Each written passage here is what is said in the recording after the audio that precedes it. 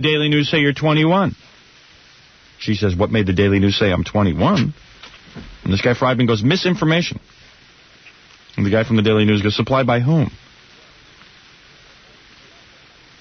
Well, and then there's this guy Friedman says, a lot of people shave years off their age. And then Allie Rat says, it's not my vanity, it's my business. Paper says Allie couldn't remember when she graduated high school. Or if she did. And the Donald announced that she is trouble. Well, of course she's trouble. Here's a woman that literally the guy met. He kissed her goodnight, and she was no sooner than she got the kiss than she was calling up Entertainment Tonight. Yeah. He kissed her on late, what was it, Saturday going into Sunday? Saturday going into Sunday. Going into Sunday morning, and Monday night she was on Entertainment Tonight. Monday night. By Monday, that means they had to have lead time.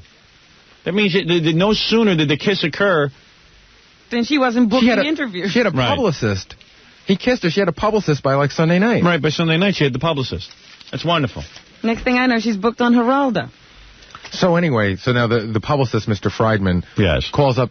So I spoke to her, and she was thoroughly convinced, and she says, okay, I'm going to do it. Well, of course, if you make a commitment to do something, you do it. But this is yesterday afternoon. She asked for the address. She asked what floor, and I say all this for a reason. So then the publicist called me twice last night and said, just to double check, he hadn't spoken to her, but then he did. Right. All confirmed. So then he called this morning, and he said that she wasn't going to make it. I started giving him a really hard time about it. Right. And then he said he called her, I spoke to her, and then he kept trying to call her back. She had taken her phone off the hook. She said she never confirmed.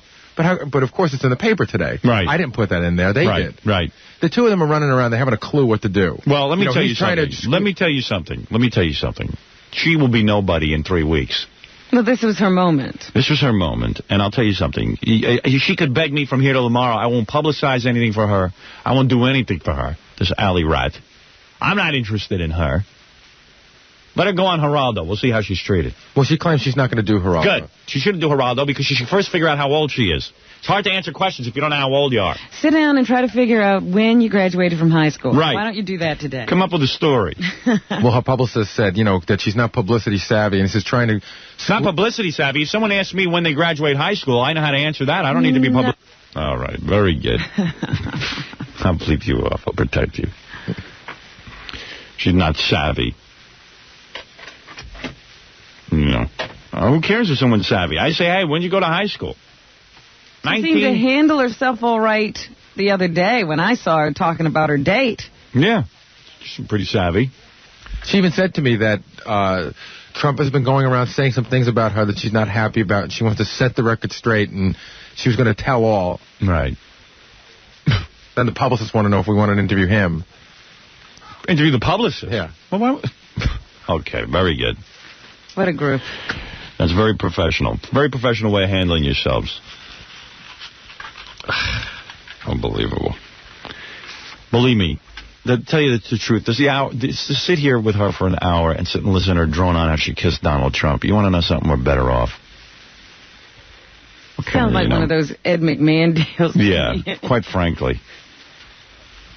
I mean, after you get past, well, I kissed Donald Trump, what do you talk to her about? Her spectacular modeling career?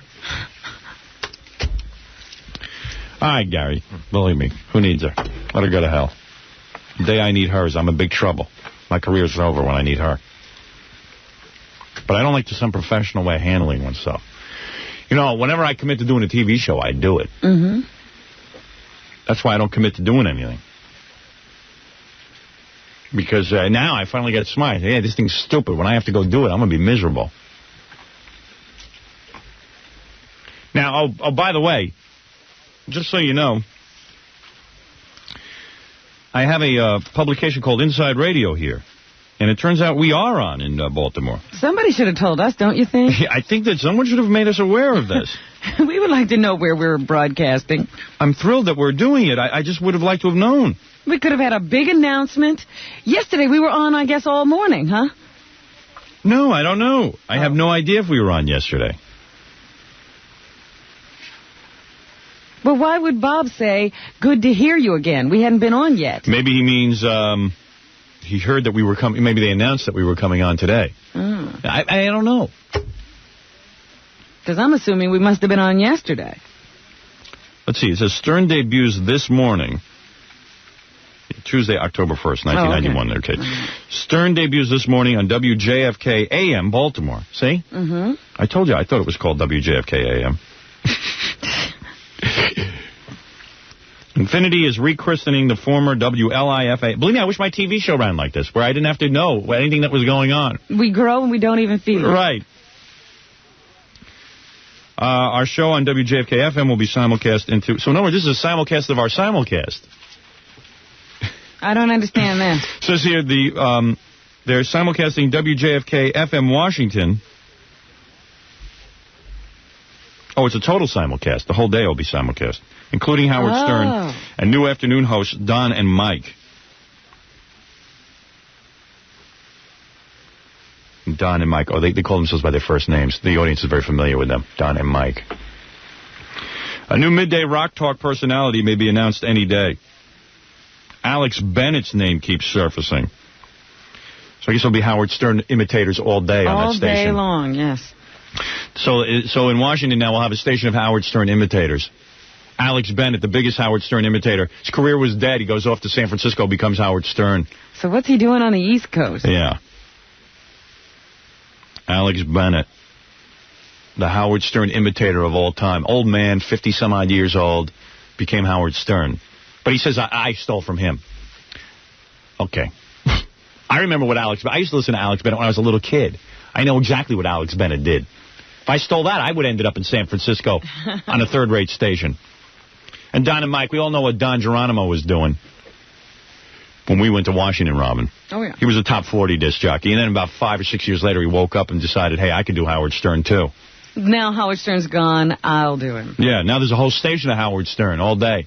Guys trying to be Howard Stern, calling their wife, doing everything I ever did. Talking to the kids. Yeah. The whole thing. Don and Mike. All day dial-a-date. Why not that? Yeah. Well, Alex can do his dial-a-date that he invented. Yeah. And then Don and Mike can do their dial-a-date that they invented. There may already be trouble in paradise. Rumor is that Stern was kvetching. Rumor? No rumor. Why is it always rumor is? How could it be a rumor? I did it on the radio for 2.5 hours. When have you ever kvetched in private? Rumor is that Stern was kvetching last week. I hate when they incorporate foreign words into the English language, including Yiddish. Rumor is that Stern was kvetching last week about Don and Mike promos airing during his morning show. Whatever happened with that, by the way? No, that doesn't air during our show anymore. Okay. Infinity's Baltimore AM has been off the air for about a week, getting ready for the simulcast. And Howard Stern imitators for the rest of the day. It's very distressing to me. What can I do? But I'm happy to be on in Baltimore, that's for sure. That's something I wanted. Because... now my parents will think I'm talking to them again because we're going to broadcast into Baltimore. Well, I had no idea this was going on. The point of us broadcasting into Baltimore is so that we can reach Washington. I know that sounds kind of convoluted, but now... Because they're not that close together. No. But our AM signal goes way into Washington, D.C. Yeah, it's a big booming signal. So for those of you who... you can listen to us on WJFK AM or FM. It doesn't make a difference. Just make sure you tell someone about it. You'll hear the same great music. Yeah, with the same quality. 738, 92.3 K-Rock, WYSP, WJFK. We'll be back right after these words. Stern all morning. Classic rock and roll all day. What a nice vacation in Barbados. You know, really get away.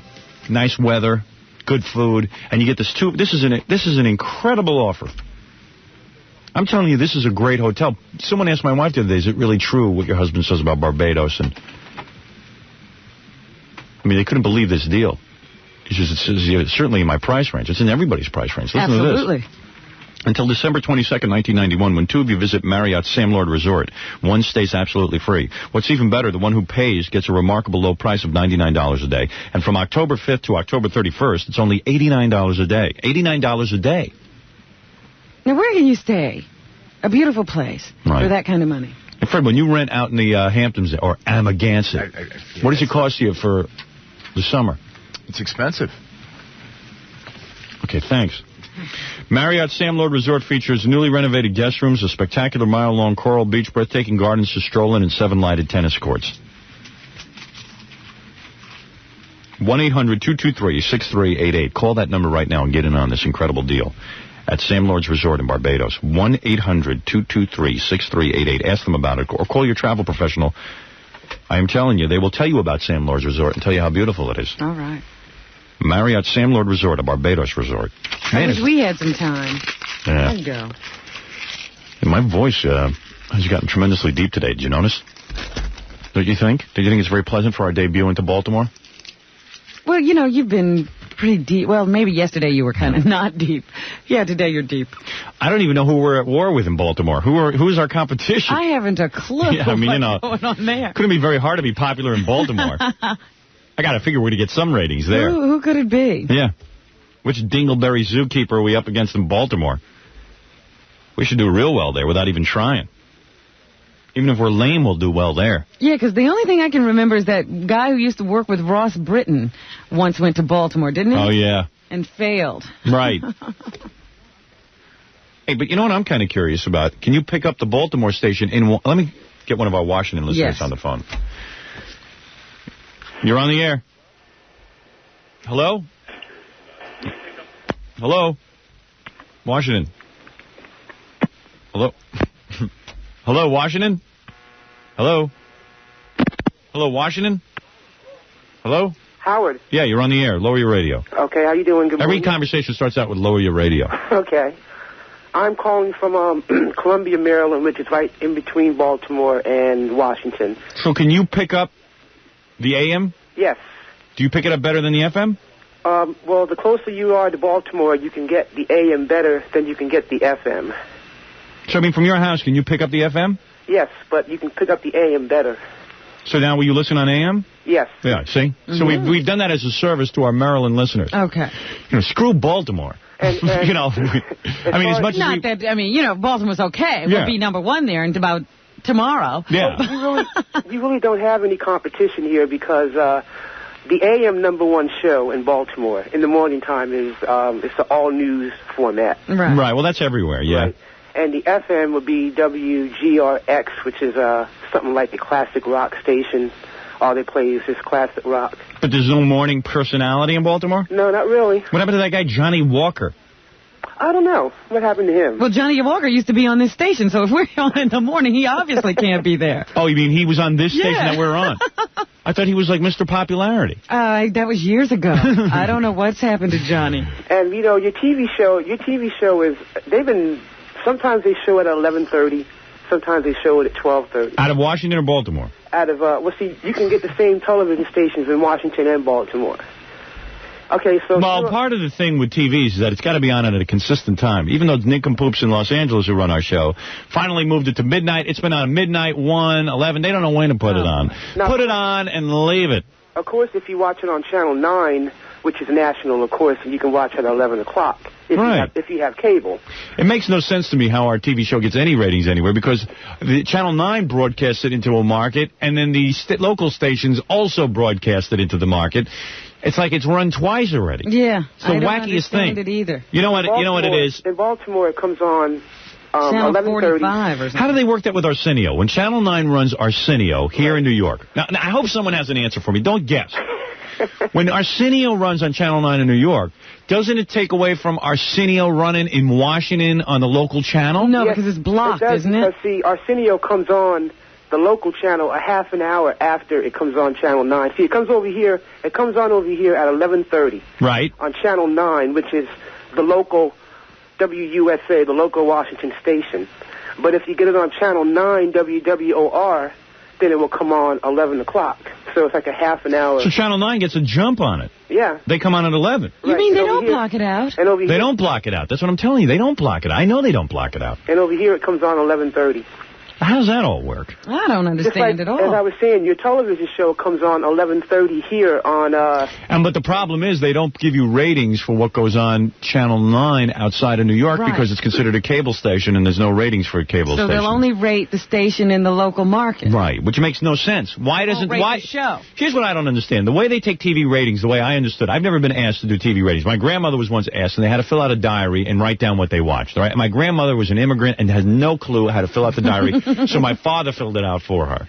So they never even found out what she watched. He said to her, what do you watch? And she kind of, in her half-senile way, kind of mumbled what she'd like to watch. It was like, grandparents. And I don't know what it was to say.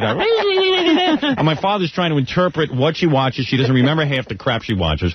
So then they went, now, from what I understand, now that it's 1991, they hooked up a box to these Nielsen families. And they said, when you watch something, it automatically will be recorded. Now, why should they only monitor channels 2 through 11 for those ratings?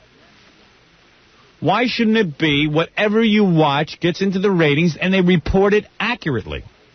I don't understand that. Why do they make a distinction between cable and non-cable stations? Yeah. That's ridiculous. TV viewing is TV viewing. What do you mean? You're gonna not include something if it goes out over Channel 9 out of New York? I don't understand that. It's on the dial in Washington. Record it and report it. That's true. Shut up. You're on Channel 45 locally here in Baltimore. Your show comes on Saturday night. Channel 45. But then I see the list of stations we're on. My TV show is syndicated throughout the country. I see the list of TV stations. I sit down and do promos, and I go, all right, Channel 69 in Harrisburg, Pennsylvania. It's like, Channel 69. These sound like radio stations. Go up that high? Radio stations start at what, at 80? Yeah. I think, I swear to you, and I'm not exaggerating, I did something for Channel 79. I'm telling you, that's about as close to a radio station as possible. I don't know where they find these channels, if anybody picks them up, if there's such a channel that even exists on the planet. I don't know what I'm on. Well, I'm glad that you're on the AM station here in Baltimore, because it really is very hard to pick up WJFK. Well, that was the idea. I masterminded this whole thing. You understand? And now who do you think masterminds all this stuff? Me. Okay, Howard. Nice talking to you. All right, I didn't mastermind it, but okay, I'll take credit for it. I didn't even know it was happening. I know, we're sitting here in the dark. I'm just trying to save face by saying I masterminded this. Okay, thank you. Okay. All right. I think I cleared up a lot of things for us. Yeah. It wasn't totally bad. Got the TV show straightened out and the radio show. Yeah. I'll tell you something. I got about a million things to get to, but I'm kind of enjoying taking phone calls. You want to take another one? Sure. Yeah, all right. I'm just, he was from Columbia. I don't necessarily think they get rated in Washington. So we need another caller to really tell us what's going on in Washington with the AM. We would need to know, like, in Bethesda or Rockville. What's the one where PG County. Yeah, PG County. That would be interesting. Someone from PG County. Yeah. Okay. This is our way of looking like we know what's going on in Washington. Right. We know Washington pretty well because we worked there for a long time. You're on the air. Yeah, Howard. Yeah. I'm calling from right above Baltimore. Yeah, well. You're on the other side, right? Yeah, I'm on the Bel Air side. I get WYSP out of Philadelphia. Thank God. What kind of coverage are we doing? I don't know. We're all over. Yeah, but thank God for YSP, because my office is located down in Savage, Maryland. I don't understand I don't understand where you live. Savage, Maryland. And I don't even want to get into it, okay? Yeah, but your 98 Rock is what your competition is in Baltimore. Oh, that's what I thought. Yeah, it's 98 Rock. And who's the morning guy?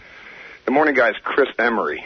Chris Emery? Who's he? I don't know. Him and another guy and a girl, they're all together. Lopez was there for a while. Remember Lopez? Lopez is gone?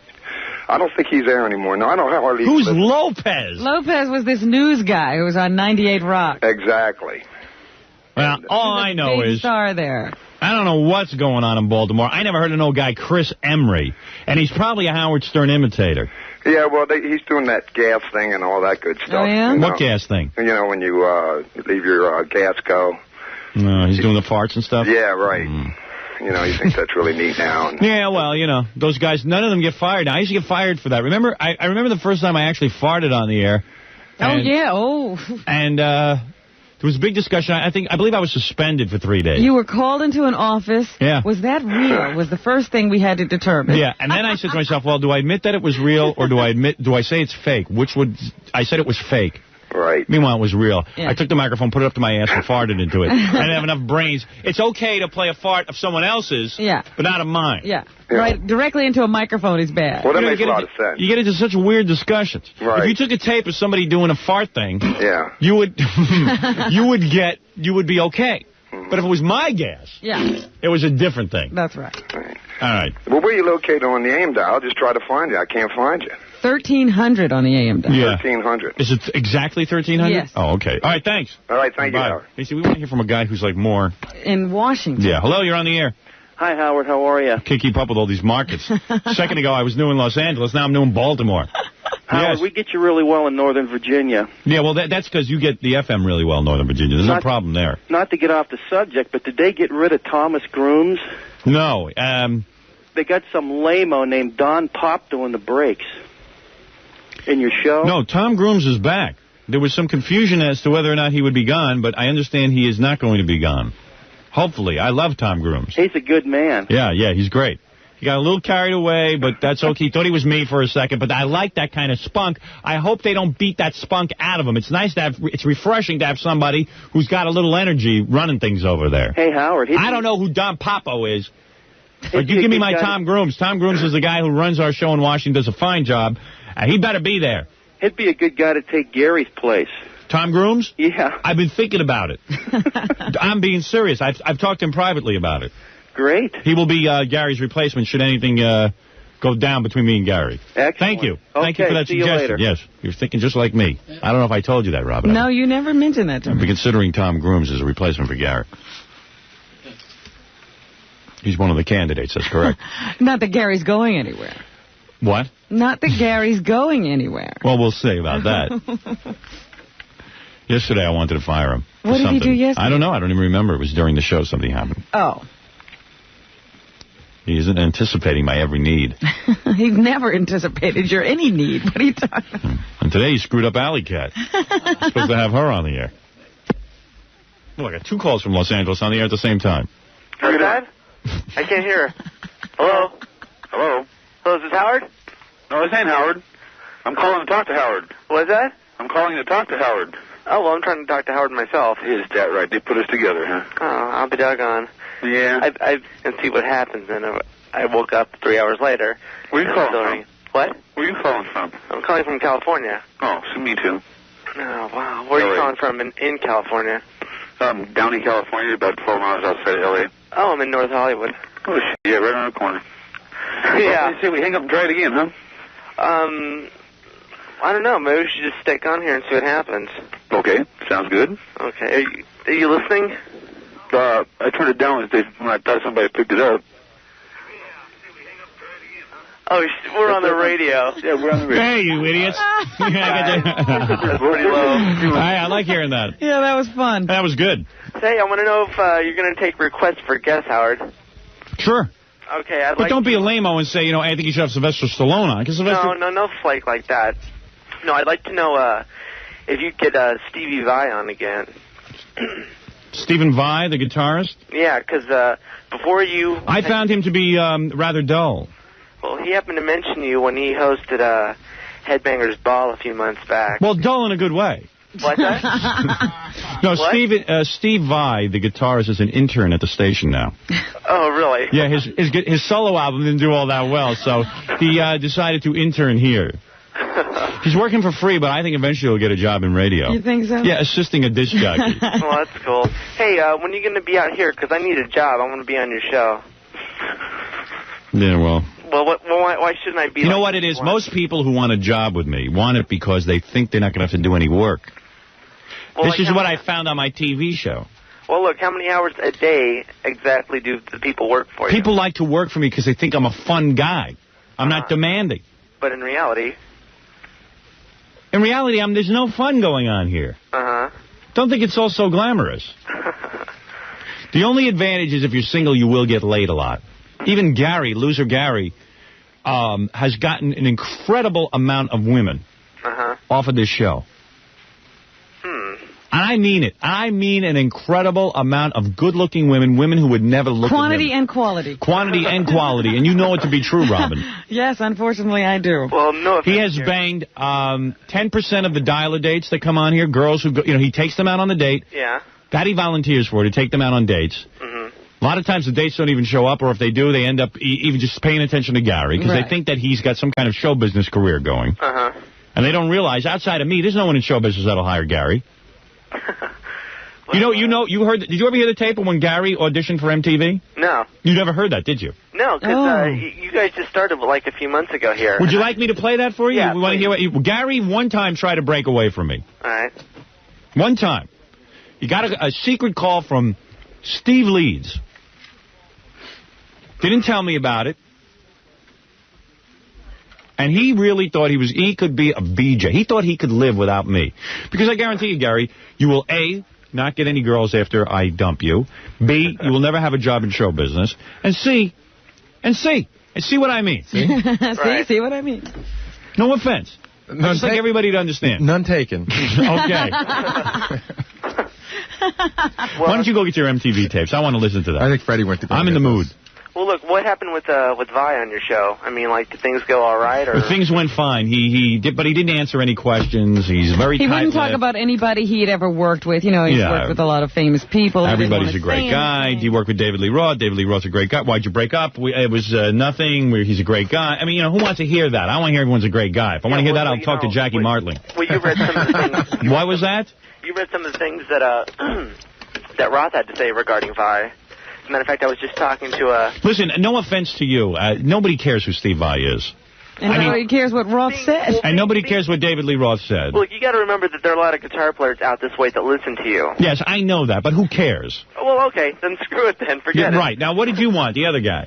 What? I wanted to tell you how much I appreciate your show, Howard. Well, thank you. I appreciate that call. Do you want to talk about Steve Vai? No, I want to come. You come up with a plan, and I'll lead the troops to run Mark and Brian off the West Coast. What you should do when you see Mark and Brian in the streets, you should say, hey, you two pussies, now we're aware of where you get your material. You lame version, watered-down version of Howard. You don't think getting them stuck between the tandems in my truck would do any good, huh? No, you don't have to do that. You just got to torture them with my name. All you got to do is say Howard. Howard. If I get some tire tread that spells out your name, and we run. No. Just aim your farts at them. Let me tell you something.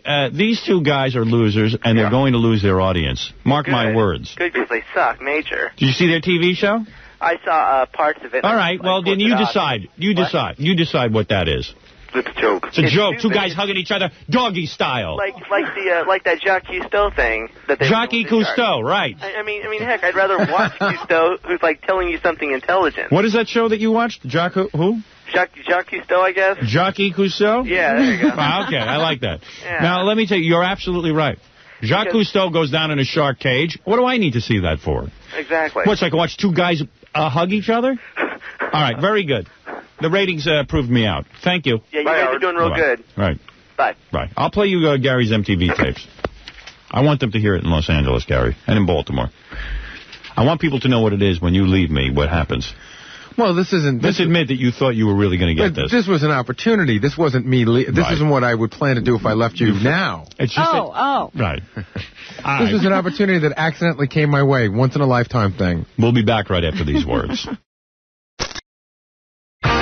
94 WYSP. Howard Stern all morning. Classic rock and roll all day. What else he did afterwards? Hey, why don't we get that guy on the phone, Gary? Get that guy on the phone. I want to hear about it. Yeah, we want to promote Jackie. Yeah, I want to promote Jackie's appearance. Now, tomorrow night, Jackie and his buttocks will be at Bananas Comedy Club in the Fort Lee Holiday Inn on Route 4 in Fort Lee, New Jersey.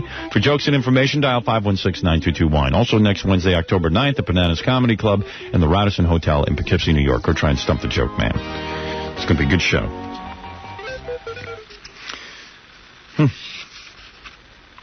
Just reading some article. Some guy wrote a really nice article about me. In general, or is it about the TV show or the radio show? About radio. Where is it from?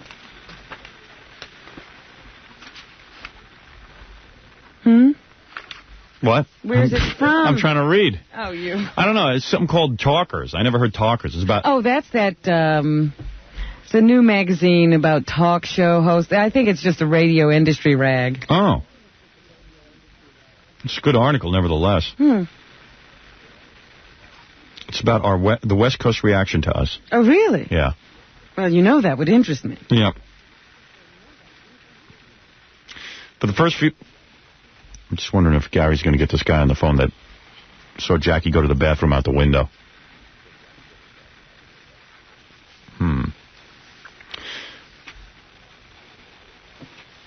8:09, 9 past 8 o'clock.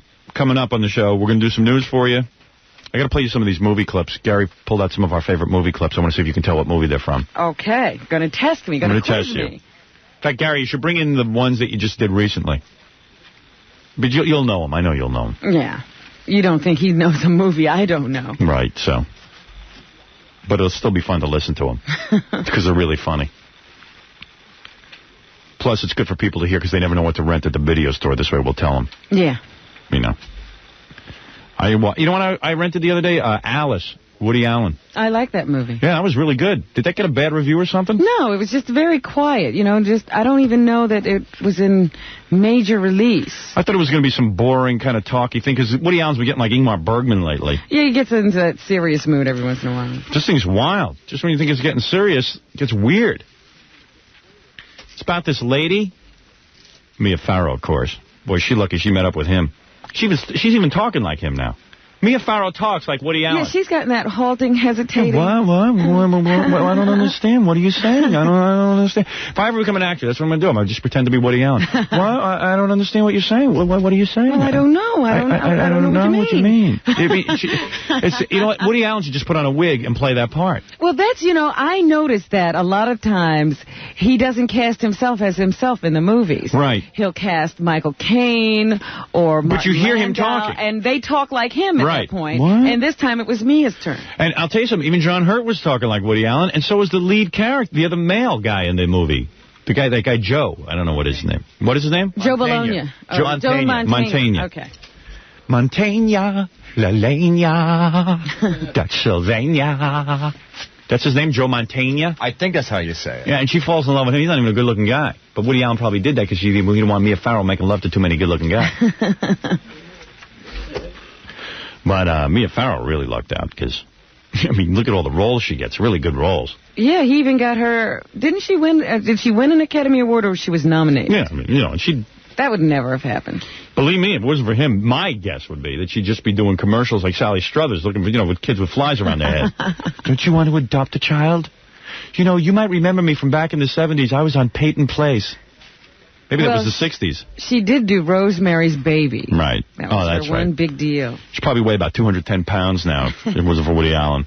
That's my theory on her, but that's a really cool movie. Mm-hmm. So this woman, like, she's, sort of blasé about everything, and then all of a sudden she goes to this guy who gives you herbs. This Chinese guy gives you herbs for everything that hurts you. Except this cool kind of herbs makes you invisible. Yeah, that was the best. Yeah, it was kind of neat.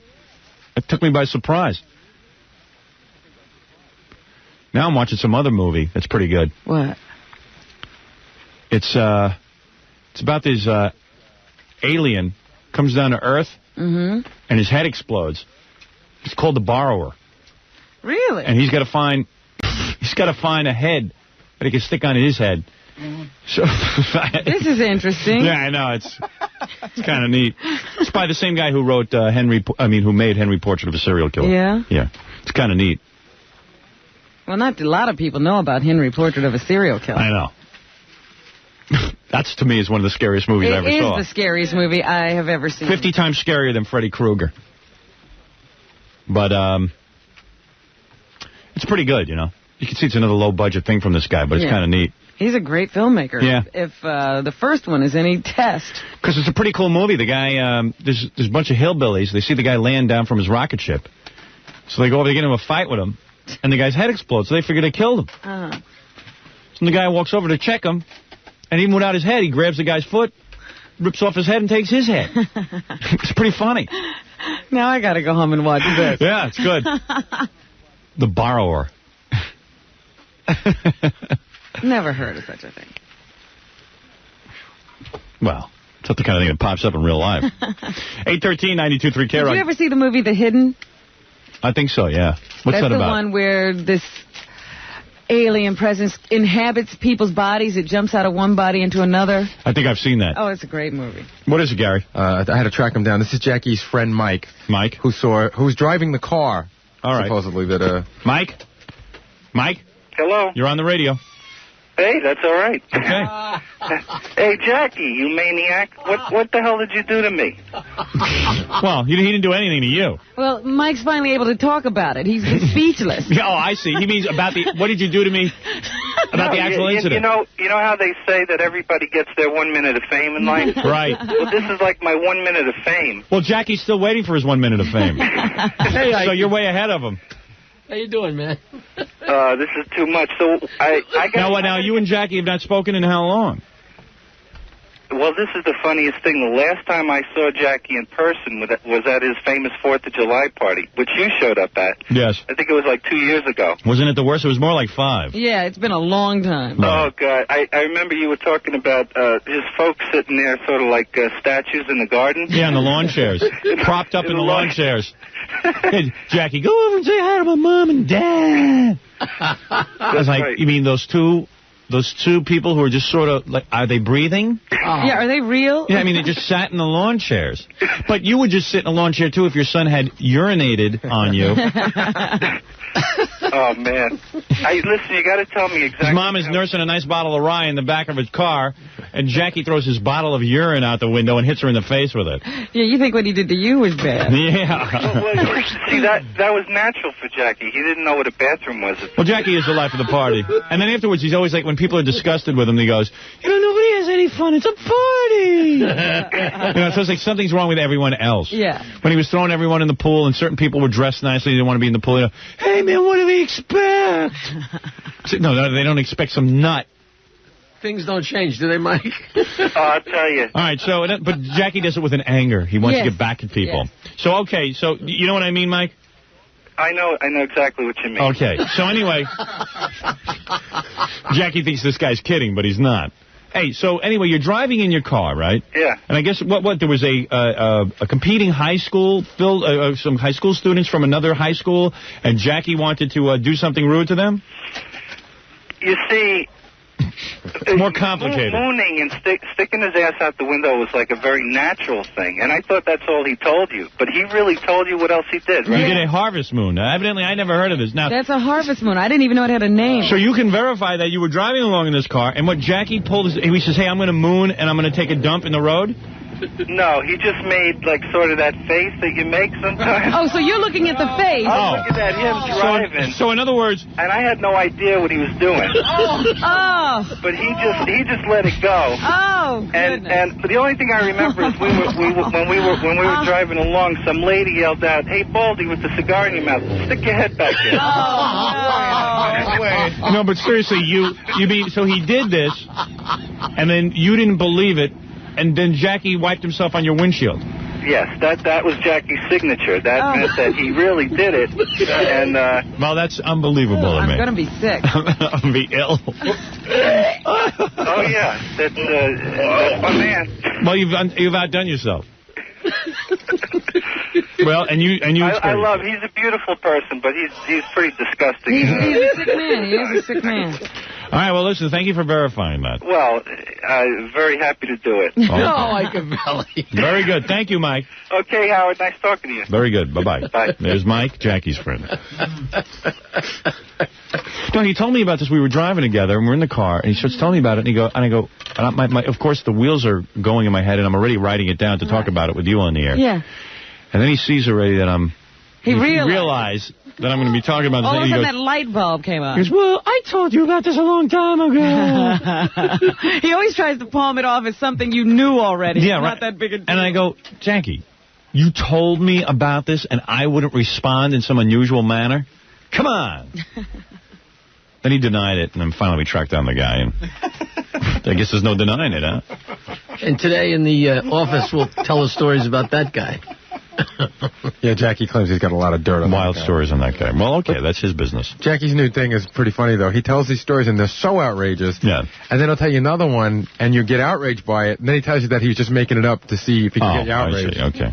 Because he's embarrassed. All right. 818-92-3. One time we were masturbating in front of my grandmother on some snow. Well, you've done that, haven't you? No, I didn't have that. It's a high school prank. Yeah, because we were all laying there, and Butch... No, there's always a Butch or a... Burf. A Burf. Yeah. Butch pulls out his piss. We're in the snow, we're really horny, and we're drunk from a bunch of beers. This guy grew up in New York. Very good. I really think he has a problem with... With the show? With what? No, your problem isn't with the show. Anybody who's that involved... But with bathroom the lower part of their body like very that. Involved. Oh, I don't know what that is. Well, there's just a lot going on down there. There's a lot of, it's the only part of the body you can do things with. Oh, my. And Jake is doing everything. It's the only way to outrage people. I've never heard of the things he's done. A few years ago. I was a lot different then.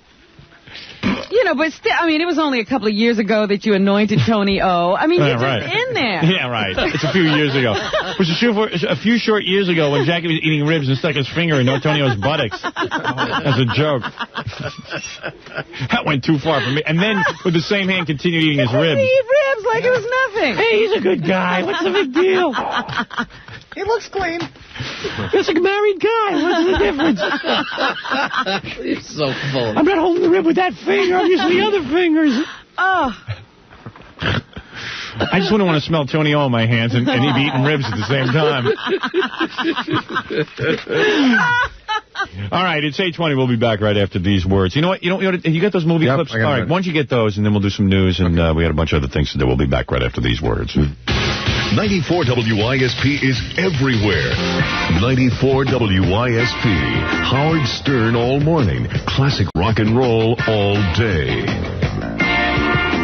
Yeah, I like to give you tips, Robin. Yes, you tell me where to go. A lot of cool guys hang out at Notes. Notes is celebrating the end of the summer with their incredible lobster festival. This week during happy hour at Notes, you can have a whole Maine lobster for only $4.99 each. That's right, only $4.99 for a whole lobster served hot with lemon and drawn butter, or served cold with your choice of 4 different sauces at $4.99 per lobster. You can have as many as you want. How can they do that? While you're there, ask you about how you can win a trip for 2 to Europe. Let me tell you something. Getting people to try Notes, this is my guess. They got to get some people to try this place. Right. So they're going to take a loss on the lobsters at $4.99. But at least once you go there, you're going to become a regular customer with like special deals and winning trips and all that kind of thing. Notes is New York's hottest bar and lounge, located just across from Carnegie Hall on 7th Avenue and 55th Street. Call Notes at 212-484-3397. That's what's great about the American system. Everyone's competing, you see. So they have to come up with a lobster deal like this. And we benefit. 212-484-3397. And, the homeless complain about not eating, but when you can get a lobster for $4 here in New York, I'm going to tell you something. Anyone can afford that. That's an incredible lobster festival at Notes this week only from 5 to 10 p.m. Notes. Thank you. What is it? No, you wanted to... Yeah, I know what I'm doing. All right, don't tell me. Hey, I didn't play your MTV audition, right, Gary. I got those too. Want to hear that, Robin? Yes. It's fun to whip that out. I haven't heard that in a long time. I've forgotten about it. Okay, wait a second. Before you start, can I just say this is almost 4 years ago. Right. And I never said I was on-air talent. I never came here. What happened was I was on the David Brenner show, and I sent Gary running out ahead of me. Mm-hmm. Steve Leeds saw him and said, hey, maybe he'll make a good VJ. So Gary had delusions of grandeur. Can I tell you where I got those delusions from? I do have to say one thing. Remember our old producer from our national radio show? Yes. He was good friends with Steve. Yeah. So he kept calling me up on the sly going, Steve really thinks you could be the one. And he started getting me crazy. Yeah, right. I was like, wow. But you really blew it because... The one yes, what? I did. What's amazing? Yeah, right. Just to repeat history a little bit here, Robin. The amazing thing is I said to Gary, you want to get this job? You talk to me about it and I'll tell you what to do. So he talks to me. Actually, I did know you were going for the interview, didn't I? Yeah, I told you like the day before. Right. So I said to him off the top of my head, I would go in there. I wouldn't read a thing that they give you. I would shave on camera. That's all you got to do, because MTV is stupid. All the VJs are stupid. All you got to do is shave. Go on there and shave. Say, hey, I wonder what I look like without my mustache. Shave off your mustache. Do something like that, and don't even read the news, because you can't read. Right. I've heard you read. Don't forget, you only had 4 years at Adelphi. Think I needed more? I'm just saying that's not much of an education. Oh. Reading, I don't know that they teach reading at Adelphi. And you might need to go to a specialty school. But he can't read on camera. You know that, Robin. So I said to him, just shave. So he goes, oh, boss, you don't know what you're talking about. He decided to stick to the script. Right. He doesn't listen to Howard. Dude, good-looking dude. Right. All he has to do is read the script. So he tried to be like Dweezil Zappa or something. You know what I mean? He tried to be like Dweezil Zappa. Yeah, the cool guy. The cool, cute guy. He's got a lot of rock information. Yeah. China can't nurse. She's so stupid. She can't do anything. She wasn't even there when I went there. All the different VJs he's going through. You flip-flop history. Now, you know, the Frankenstein monster is wittier than Gary on MTV, which you'll hear. I offer you proof. I'll tell you what happened. I got there, and there were like, it was one of those cattle calls. It was like 6 or... But let's just say... What? Oh, I thought my mic You're still on. Yeah. Good job. Let's just add... That's what he was like at MTV. Yeah, right. Let's just add in that the guy who ended up getting the job, Kevin Seal, do you know what he did on his audition? The guy shaved. What? Believe it or not, he shaved. Shaved his head. Shaved his head. He shaved. Now, how did he know to do that? Here at Howard. You didn't say I don't know. You know what? He was some college guy. He was in Seattle. He was in Seattle. I don't even think he heard. He just happened to shave. He used a little ingenuity. Thought he'd get a little wacky. Right. Mark and Brian going to do about their ratings? They have no Gary. They're dropping every day. Oh, they probably do, but they wouldn't notice it. Wait till I read you this article. This guy hit it right on the head. Oh, yeah? He says, says, everyone here wants to know if Howard Stern is going to beat Mark and Brian. It's real simple. Just listen and you'll know. And at the risk of sounding like Yoda in closing, you can feel it. It feels good. Ooh. I like that. But the rest of the article is kind of interesting. About my Rodney King thing. Oh. Guy agrees with me. Another one. Anyway, all right, Gary's MTV tape. Hi, I'm Gary Delabate. It's time for Addicted to Style. You know, until recently, bras were a practical kind of thing. So far, he said 2 words. Style. No, style, I said, okay, practical. No, practica. Dicted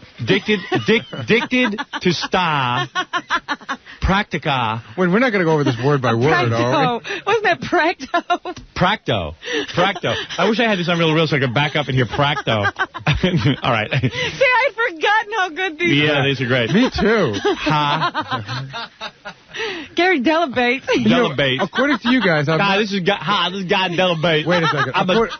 That's how you talk. According to you guys, I've never gone from according to you idiot guy, boy Gary according to you guys, to the elephant boy. But according to you guys, it's your giant. I'm telling you, it's your giant teeth. Your teeth don't allow you to enunciate. Do you think I should pull my caps off when I do it? Caps? Do you think I should pull my caps off? Caps. Oh. I mean, what do you think I am? Get the tape and listen to your first pronunciation of the word caps. Wore them because you had to. I mean, most women do. This year with the Bootsier making a comeback. The Bootsier. Wait a second now. The Bootsier. Tarara Bootsier.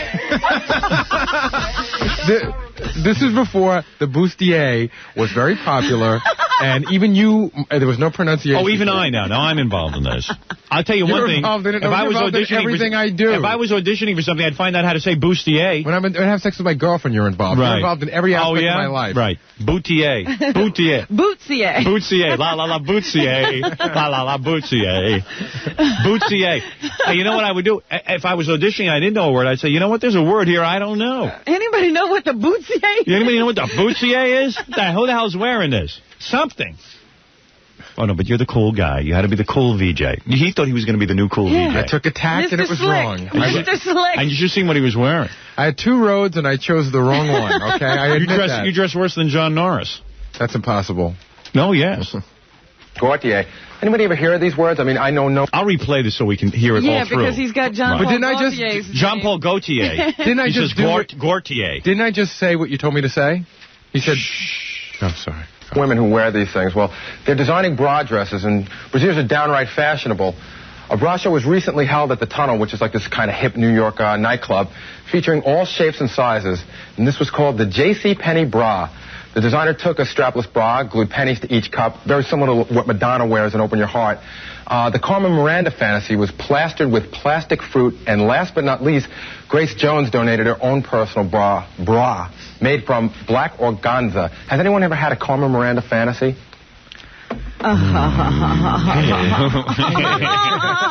I felt like Bruce the engineer. Hey. That's all right, though. You know what I found? I'm still working up the nerve to bring it in here so you guys can hear it. What? I found a tape of me interviewing a guy when I was working at WRNW, my first radio job. Yeah. It's so bad. I'll bring it in tomorrow. But is it a rock guy or just some guy? It's a guy who had written a play on Broadway. And I was interviewing, but I had my radio voice on. I was like, hello? I was like, so tell me. Oh, no. You got to hear it. Getting real breathy like that? It's real funny. It's real funny. Wait till you hear it. And it's like you would want to take my head and bash it in. No wonder I was stuck there for 2 years and couldn't get a job. Nobody wanted me. You were stuck there for a reason. Wait till you hear it. It's so cool. Now, I'll bring it in tomorrow. Isn't that the station you worked with? You worked at with Meg? Yeah. Oh, no wonder she didn't know you. Yeah, right. Nobody paid any attention to me. That was the station my father said, why don't you go there and learn to be a straight disc jockey first? And I was like, why? He says, you'll see. It'll pay off. You know what? It didn't pay off. I suck. All right. Yeah, Fred, I know we got to go into commercial, but why don't I just play Gary's, the rap we just heard all the way through so people can hear it, and then you'll hit the commercial. Let's just go to others. No, why don't we go through this one because we just heard Gaultier. What are some of the words we're looking for? Dicted. Practo. Boutier. Gaultier. And Gaultier. What's a Gaultier? Gaultier. What was it supposed to be? Jean-Paul Gaultier. Gaultier. And what did I say? Gaultier. Oh, okay. I don't know, but Boutier. Boutier. Hey, no apology for that. No excuse. All right, here we go. And then we'll go right into commercial. Hi, I'm Gary Delabate. It's time for Addicted to Style. Until recently, bras were a practical kind of thing. You wore them because you had to. I mean, most women do. This year, with the Boutier making a comeback in the Gaultier, anybody ever hear of these words? I mean, I know no women who wear these things. Well, they're designing bra dresses, and brassieres are downright fashionable. A bra show was recently held at the Tunnel, which is like this kind of hip New York nightclub, featuring all shapes and sizes. And this was called the JCPenney bra. The designer took a strapless bra, glued pennies to each cup, very similar to what Madonna wears in Open Your Heart. The Carmen Marie... I have to throw a little rock information. Yeah. Very similar. I know about the video. Well, they say make reference to the video. Yeah, so cool. Following the format. And the fantasy was plastered with plastic fruit. And last but not least, Grace Jones donated her own personal bra made from black organza. Has anyone ever had a Carmen Miranda fantasy? Oh, I can really do that. Nice job. Thank you. Wait till I play the rest of them. Oh, yeah, that was a good one. That's the good one. That's the good one. What about the one where you issue a challenge to Dweezil Zappa? Coming up. That's my favorite. After these words. Right after these words. Heard me. 94 WYSP, 94 WYSP. Howard Stern all morning. Classic rock and roll all day. Completely flat. It is not curled up in a roll anymore. It's the anti-curl system. That fax will come out flat as a board. ACS, anti-curl system. It works. And what about all the other great features on all the Fax 400 series fax machines? Auto smoothing. You know what auto smoothing is? It eliminates the rough, jagged edges from the text on the documents. You ever notice when you read a fax that the edges of the letters are almost blurry? Sometimes, yeah, you can't read the first letter or two. Wait till you see the quality of the fax from this Brother Fax, because they have auto smoothing. Pre-programmed super cover page, memory speed dial. You don't have to manually sit there and dial frequently called numbers. It automatically dials. It has a 20-page document feeder. 20-page document feeder. No one else has that. Automatic cutter, 2-line LCD display, and you know why that's useful? You have all the information you need to run the fax machine right on the display. You don't have to look everything up. You know, that's the best thing, because you don't have to go to that manual that you don't even remember where you put. It says press stop and then hit button 1, and then it tells you how to do something. It's available at Staples, J&R Music World, and Allied Office Supplies. It's the Brother Fax 400 series. Ask for any of the 400 series fax machines with anti-curl system. Thank you. The guys from... What? No. The guys from... Hardee's are here. They're here? Yeah. Oh. They're a new sponsor. What are they doing? They're bringing us breakfast. Cool. Well, they're bringing Jackie breakfast. Right. They said, what should we do with it? And I said, just, put it in front of Jackie. We love it. Well, Fred will, too. Mm-hmm. So will you. Oh, definitely. I'm on a diet. I'm on the strictest... What do they got out there? I didn't even have a chance to look. Why don't you tempt yourself before you talk about how much you're on a diet? Yeah, maybe I could eat a little something. That's what I am starving right now. I have been eating nothing and losing no weight. Well, that's the wrong way to do it. hear that? That's my stomach rumbling. I'm losing no weight, Robin. But you're not supposed to starve yourself. There's a balance you're supposed to hit. Your body needs food, Howard. Such an expert. I'm gonna go get those people ready because it could take a minute. But we want to torture you with your MTV stuff. Yeah, but Tom thought it'd be a good idea if they came in now because the food's hot. The food's hot. Oh, okay. Oh, Tom. Tom is a caterer. He's not a you know what? We found Tom's talent. Our general manager is a good caterer. Guy's such a loser, our general manager. I got to figure, if Tom was any good at what he does, he would have been running a group of stations at this point. Haven't you figured Tom out? Help me. Tom? I have figured him out, but I want you to explain it. Tom doesn't like hassles. Tom doesn't want responsibility. Then why doesn't he become a waiter? He's found a way to make a very nice living without all of that. What do I need aggravation for? Yeah, he's not pushing to become anything else. You don't see him looking to do anything else? Let's ask Tom if he has any other ambition in life. Like, does he just want to be the general manager of this radio station for the rest of his life? Or does he have like a goal? No. Beyond this? Hey, Tom, come on in. Come on. We just want to ask you one lousy question. You're my guest today. Since Allie Cat isn't here. Hey, Howard, this is Al and Steve. Al and Steve.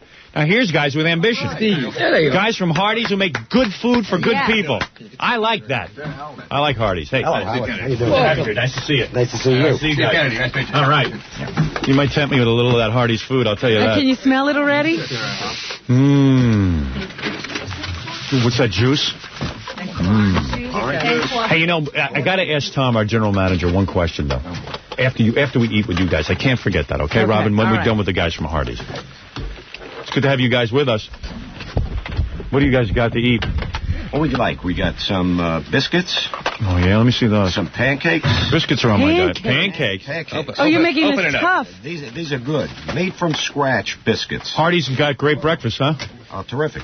Man. Yeah, much better than those other guys. Look at that. Oh, look at that. What is that? Oh, man. Oh, that's cinnamon We're all raisin salivating. Wait, what is this? Cinnamon raisin what? Cinnamon raisin biscuits.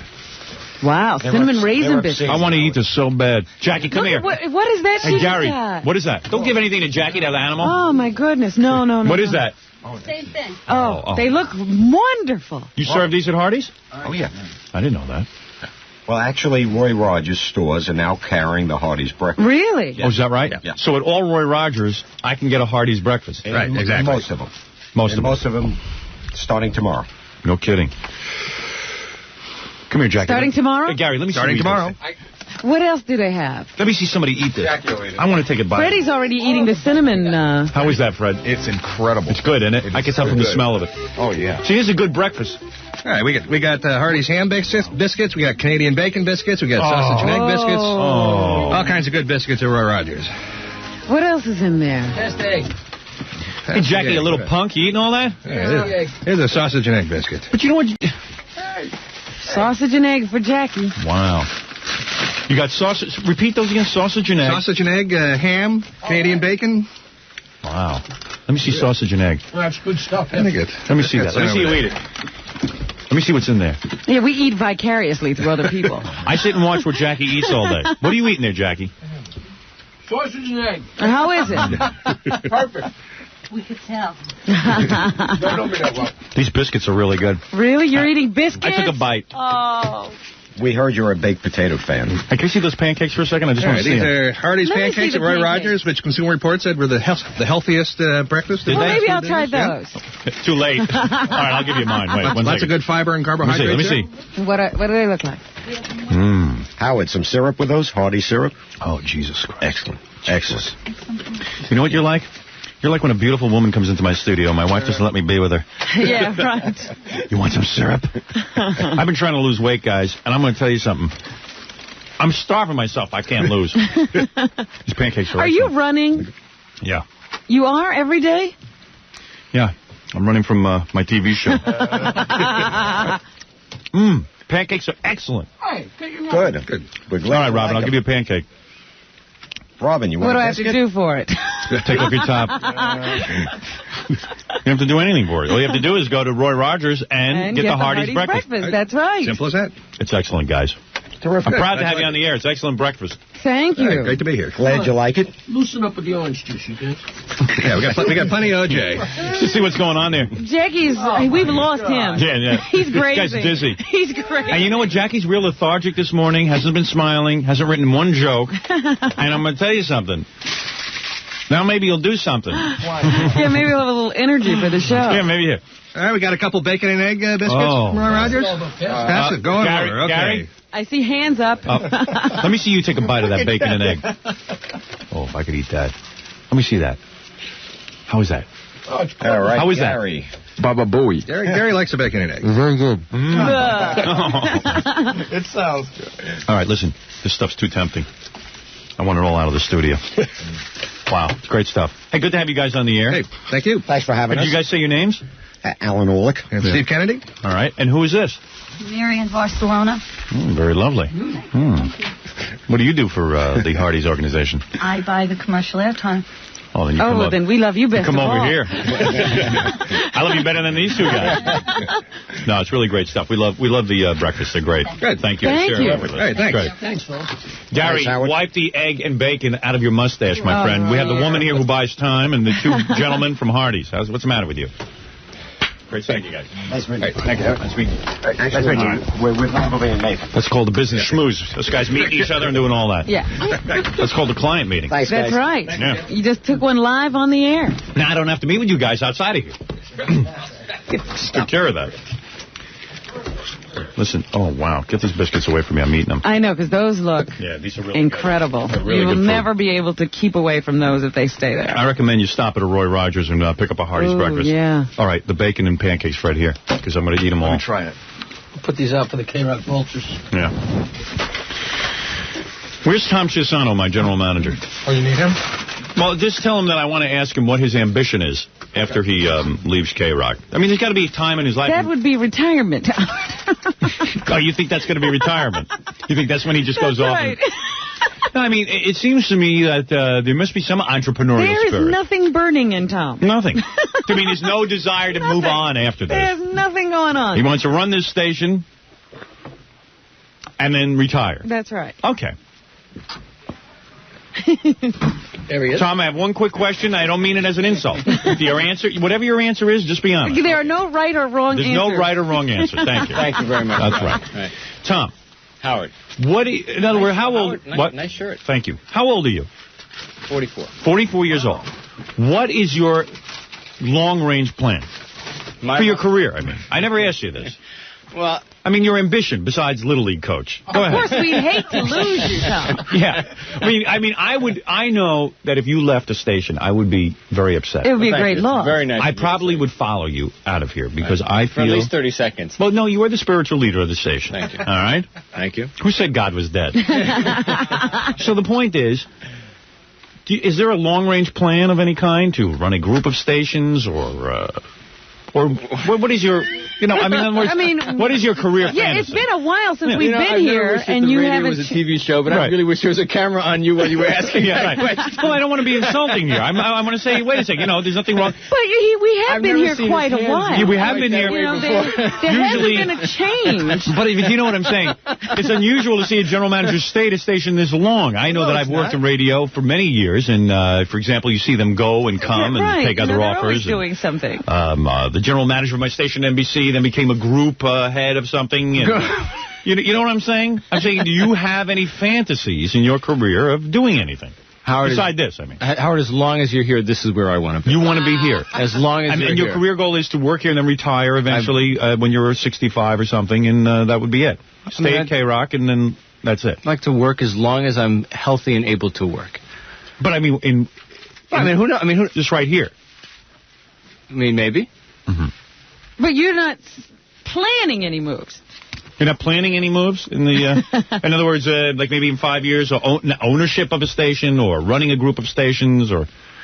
I mean, both of those might be nice, but listen, I've got the best job in radio.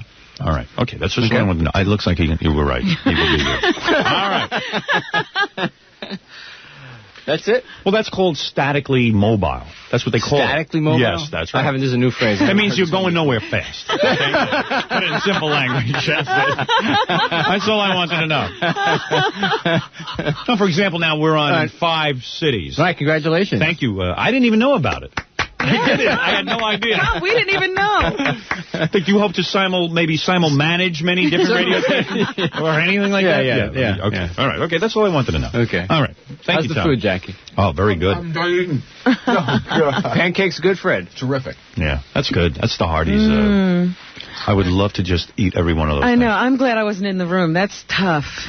So Tom has no ambition. I told you. Shh. He's happy as a clam. Just as happy as How unfortunate. Oh, there's nothing he wants to do. Now, where were we? We got to do the news, and we still haven't played Gary's MTV audition tape. I know. I haven't tested your movie knowledge. That's true. You mean to tell me Tom's dreams are blank? Like, in other words, like, when he sits down and fantasizes? When he has rapid eye movement, nothing's happening. I mean, he's like a guy who marries a woman. He must be like the guy who marries Christy Brinkley, like Billy Joel. He probably sits down, closes his eyes, and starts to fantasize about women, and he goes, "What? That's my wife every minute." He just fantasizes about this job. Yeah. Well, okay. That's very important. It's almost like when you go to the movies before the picture starts, and they get that thing up on the screen that just kind of moves around. Right, that jelly kind of stuff. Like the Joshua Light show? Yeah, right. Gone to hell. Looks like somebody urinated on a Petri dish, and they're just showing it over and over again. Right, sort of a lava lamp kind of thing. You mean tell me that's what Tom's dreams look like? It's just like... No, they're not that intricate. Okay. All right, we're going to take a break. My first visit with you all... this year, the year 2011. Is that right? It is. This is the first time. It's been 4 months since I last saw you all. It's just been too long, my friend. I've missed him, yes. I was wondering when you were going to get back in here. Live long and prosper. I am living long and prospering and getting up every morning at 4 a.m. for you all. Doing any... by the way, George turned 70... Not yet. When are you turning? On April the 20th, I turned 74. Unbelievable. Wow. You're in great shape. I saw you this morning in the hallway, and I said, man, this guy looks healthy and fit. I mean, you look good. Well, I believe in the law of nature, and, I'm a law-abiding guy. I just go by what But it does make you angry that you take such incredible care of yourself. I mean... What is it? Why would it make him angry? It's not because incredible. His partner, Brad, is not thin. Oh, that part. Well, I try to restrain myself because I was scolded by you last year. No, but between us, I know what you're saying. Yeah. When one person works so hard on their physique, I mean, you do. I mean, it ain't easy staying thin. I'm sure you watch what you eat. I'm sure you work out. And you do all of that. I do all that. You can. Does Brad just lie around? Does he not try? Well, he used to be fantastic looking. I mean, he was an outstanding marathoner. But now, when I'm doing my exercises in the morning, at least he walks with me in the morning. He will walk. He will walk. But he just is there at his computer while I'm doing my sit-ups and push-ups. Doesn't that irritate you? I mean, you're doing sit-ups and push-ups, and he's like just sitting there at the computer. And you know something? I'm going to tell you. Beth and I work out together. We go for runs and stuff like that. That's fantastic. I really admire that. And I like that because, like she even says, I would have a hard time, she said, with you if you didn't take care of yourself, and I think vice versa. As much as I want to say it shouldn't be a big deal, but it is. I mean, you do want someone to be reasonably fit, right? Exactly. And, it isn't really that hard. It becomes part of your daily routine, well, like what brushing happened? your teeth. Brad was a marathoner. Yep. And what happened? He one day just quit? He used to be a journalist, economics journalist, and that was a high-pressure job. And he smoked back then, too. Oh. And, so he had all his bad habits from the journalistic world.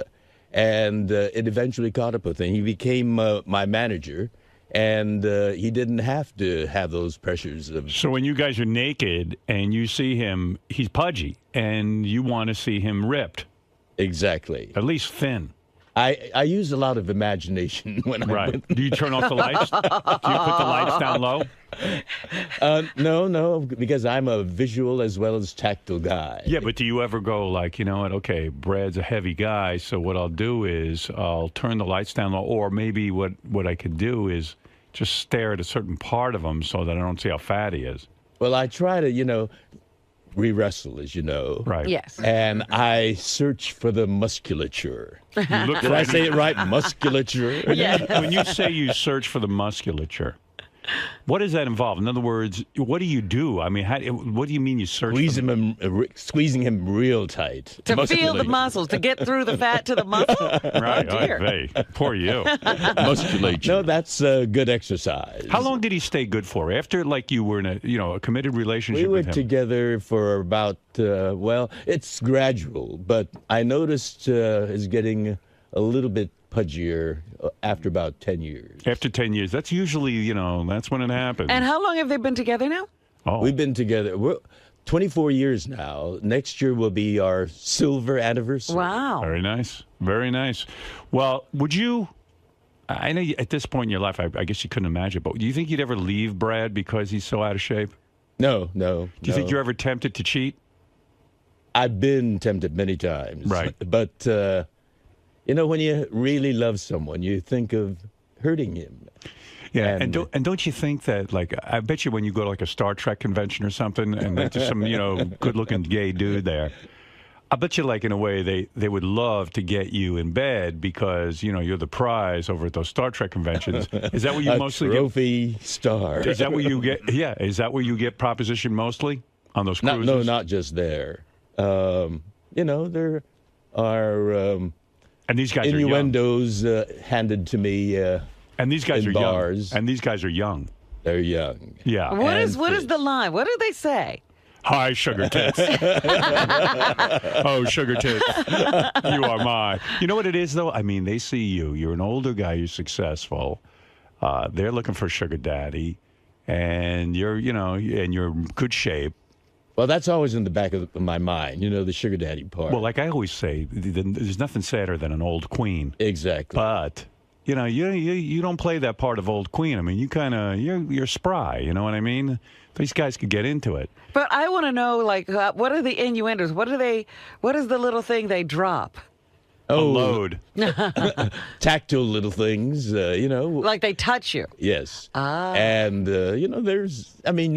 the juices start happening. A lingering hand. The electricity flows. What are you doing in these bars alone anyway? No, we're together there. Right. But, some of these guys are pretty... forward. Cheeky. And they'll do it right in front of Brad. No, not right in front. He waits till he... We're not like attached at the navels, I see. We roam around, and it's when no one respects your marriage.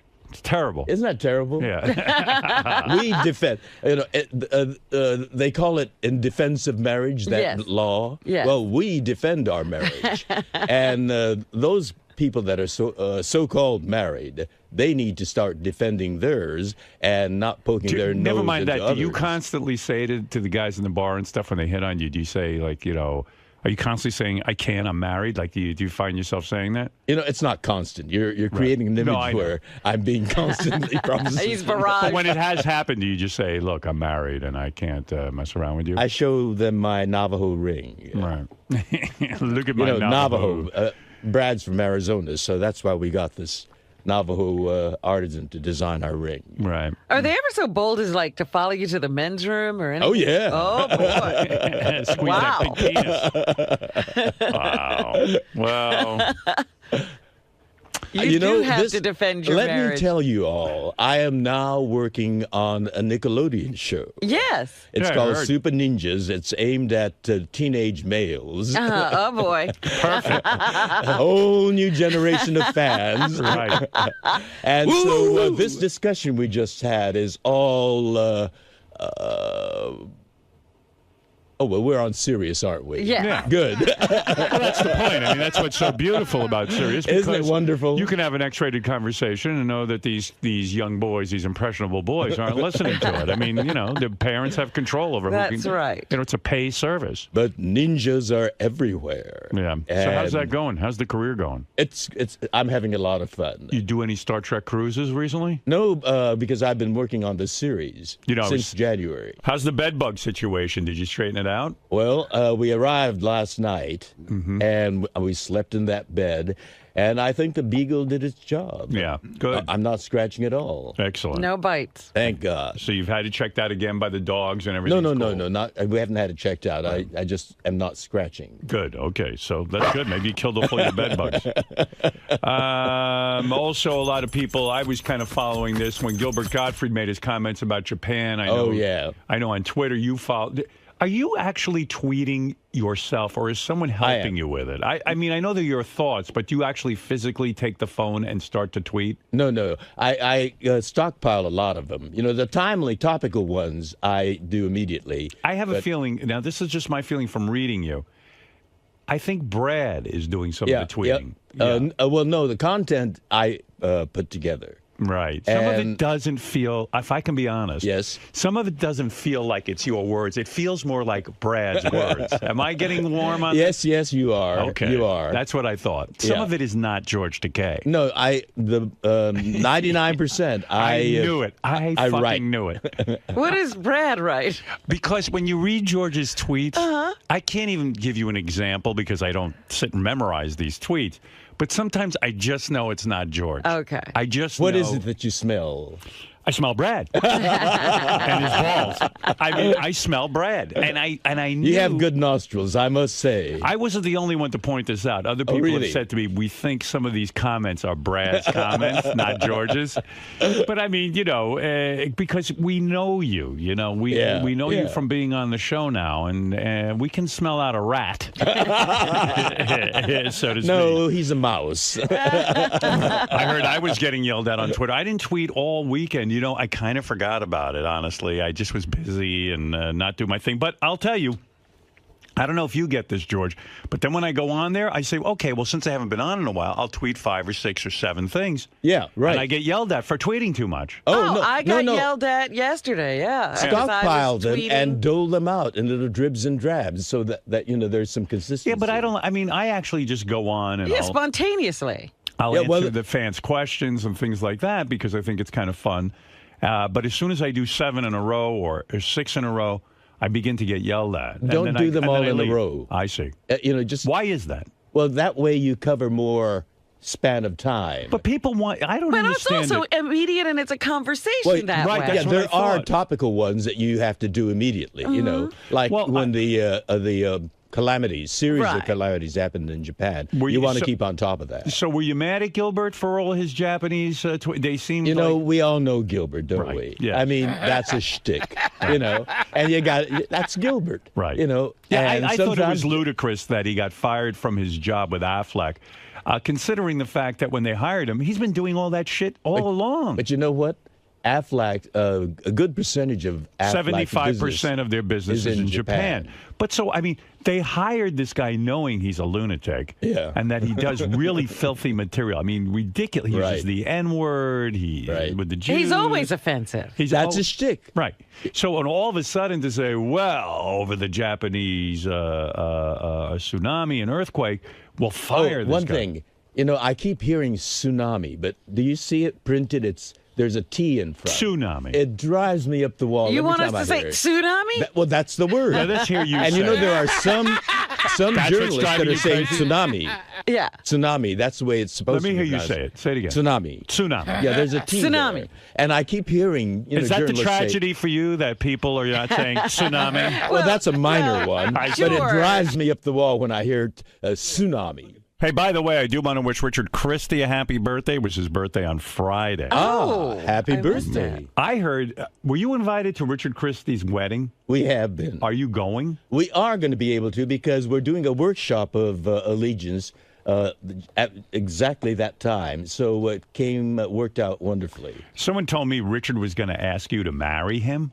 Oh, did you hear that? No. Yeah, that's what I heard. To officiate? That was the buzz that I heard around here. I have not heard that buzz. Yeah. Would you do that? No. I'd be happy to if... You're not ordained, right? You'd have to go out I'm a Buddhist. If he wants a Buddhist ceremony. Richard, why do you have to bother George with... You know, I notice a lot of people... I hadn't heard this. I got to tell you something. A lot of people around here bother the guests. Like, I heard a rumor that George was nudged by Steve Langford that his daughter is going to interview George for a school project. Oh, she did. Well, I love Steve. Don't get me wrong, but around here, can we just leave the fucking guests alone? I mean, honestly, George isn't going to be able to say no because he thinks it's going to affect his relationship with me. But it's I don't feel like I'm a guest. I feel like I'm a member of the family. Well, you are a guest. I hate to tell you, you're not a member of the family. I'm shattered, absolutely shattered. You can't be a member of this family. No, but I mean, I feel so isolated now. No, I just don't want the guests being nudged. I mean, I think it's really sweet that Steve Langford's daughter has a school project. But you want to know something? George isn't here for that, and he's not going to say no because Steve spent a week with George going back to his old haunts and doing a whole special with him. Right. So George feels not like... my old haunts. Well, we were imprisoned there. Well, that's a haunt. That's haunting.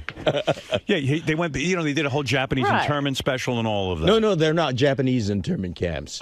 They're U.S. internment camps for Japanese Americans. Well, you know what I'm trying to get at. When you say Japanese internment camp, you'd think the nation of Japan. George, what I'm trying to say is, Steve did this whole special with you and spent a week with you, and what happens is on what fucking basis would Steve Langford bother this man? Well, many you journalists asked me to do that. I don't care. The guys who work for me should not... No, he's not talking about you doing the special.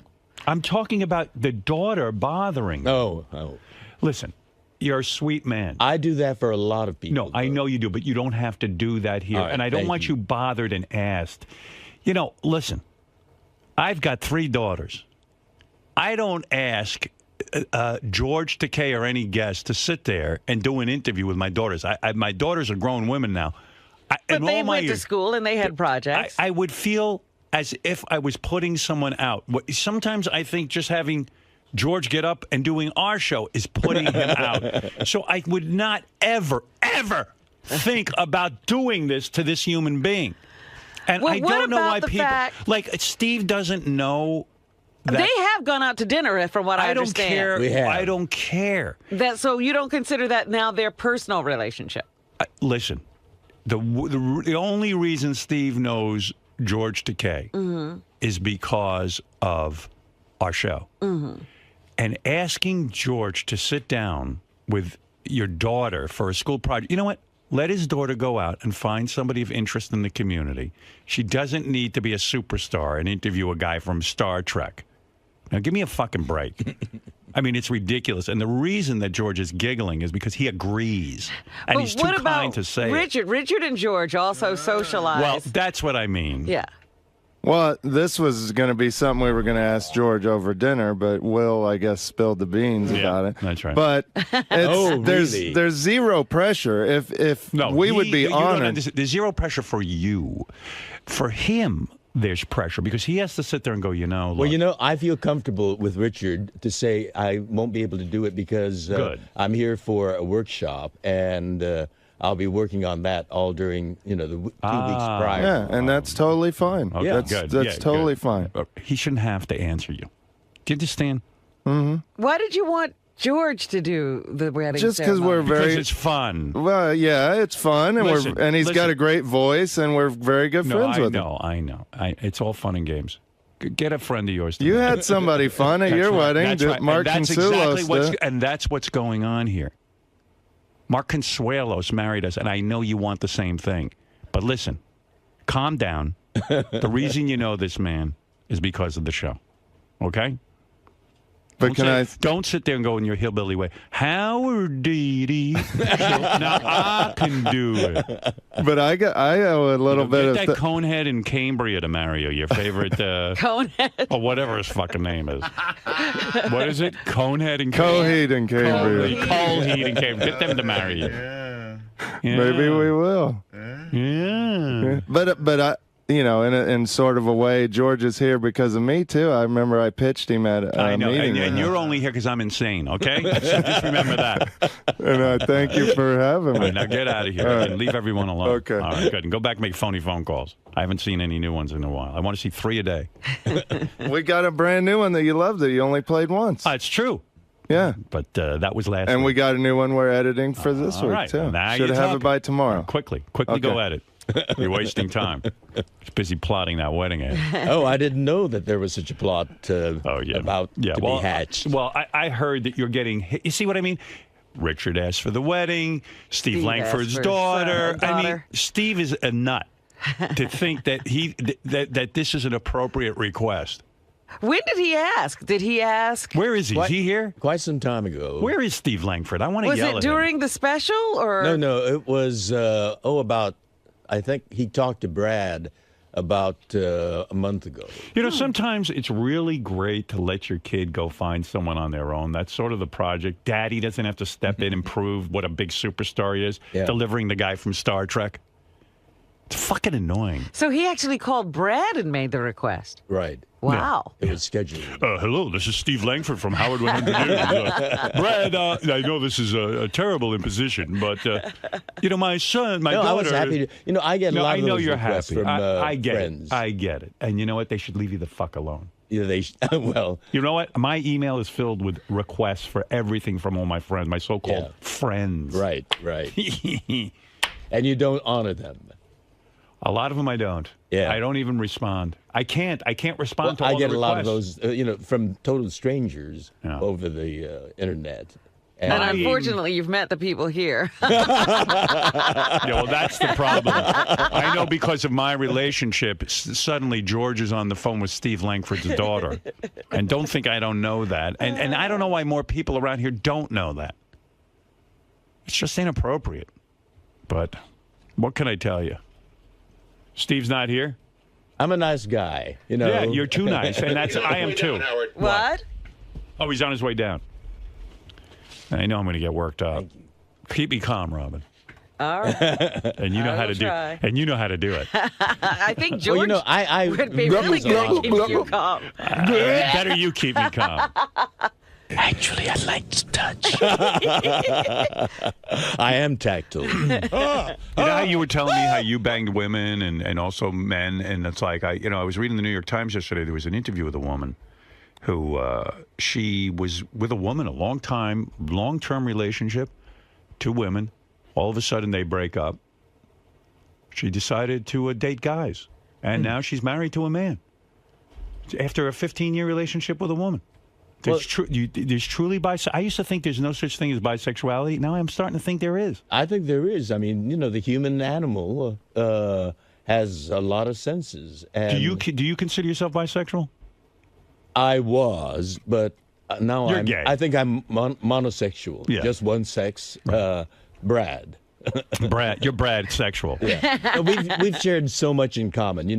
We've been together for 24 years, and that I value that. Right. It's something that's very precious to me. But the thought of screwing a woman right now is kind of nauseating. Or any other person. Yeah. Where is my... This, I think, is in and of itself a news story. Yeah. Langford will not come back. Why? You're kidding. He refuses to come back. Why? He says this topic is off limits. Why? Why is it off limits? I think because it involves his kids. He said, your kids are off limits. Wait a second. I'm not talking child. about his kid. I'm talking about him. I'm talking about him arranging for an interview with a guest of mine. I was surprised. He gave me the hand. I'm like, Steve, you of all people? And he goes, Steve this is knows. different. Steve, this is not different. This is not talking about his daughter. I'm not talking about his daughter. I'm You're talking about him making the request. Right. But I just went directly. He's sitting in his chair, and he's not coming in. Interesting. He's got to come in eventually.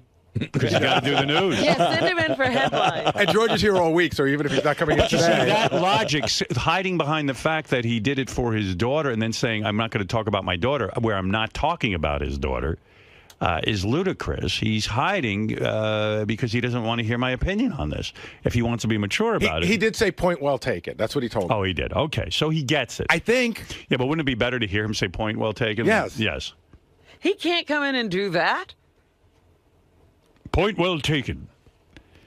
He should not be bothering. I don't care. You know, I feel substitute the awkward. word daughter for wife or whatever. I don't care who it is. Cousin, neighbor. Here I am in the middle friend. of all this, and it was a pleasure. I mean, he's got a charming little girl. All right, you can. Okay. You're missing the point too. No, I got it. I'm not sure it. you're all there. I'm just trying to defend. It's two people who aren't all there. I think it's really funny that Steve Langford won't talk about this. Yeah. Anytime somebody has said to him, Steve, I don't want to talk about something, we have to do the news. This is a news We story. have to do the news. Howard, you should glare at him like he does to us when he. Right, yeah, you just stare at him. You're so right. Howard, he'll be in a half an hour to do the news. Did you? I know, and that's what I'll ask him about. I will confront him. Don't ask, just glare. Glare.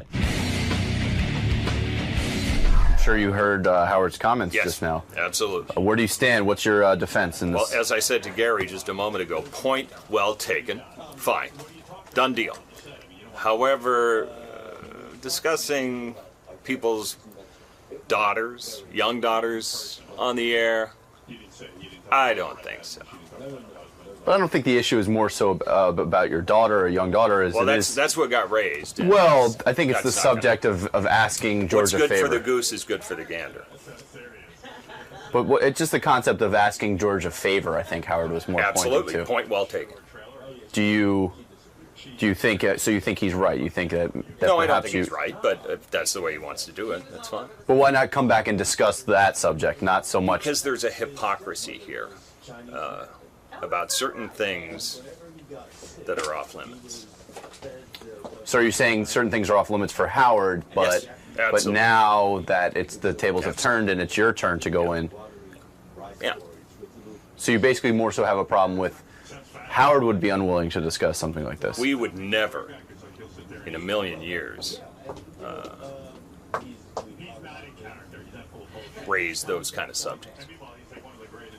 So are you worried that this might hurt your credibility this week? Do you think you might have a tough time with interviews, that people are going to now say, Steve, no, I won't talk, you didn't talk? If you want to talk about somebody's young kids, we certainly don't cover that.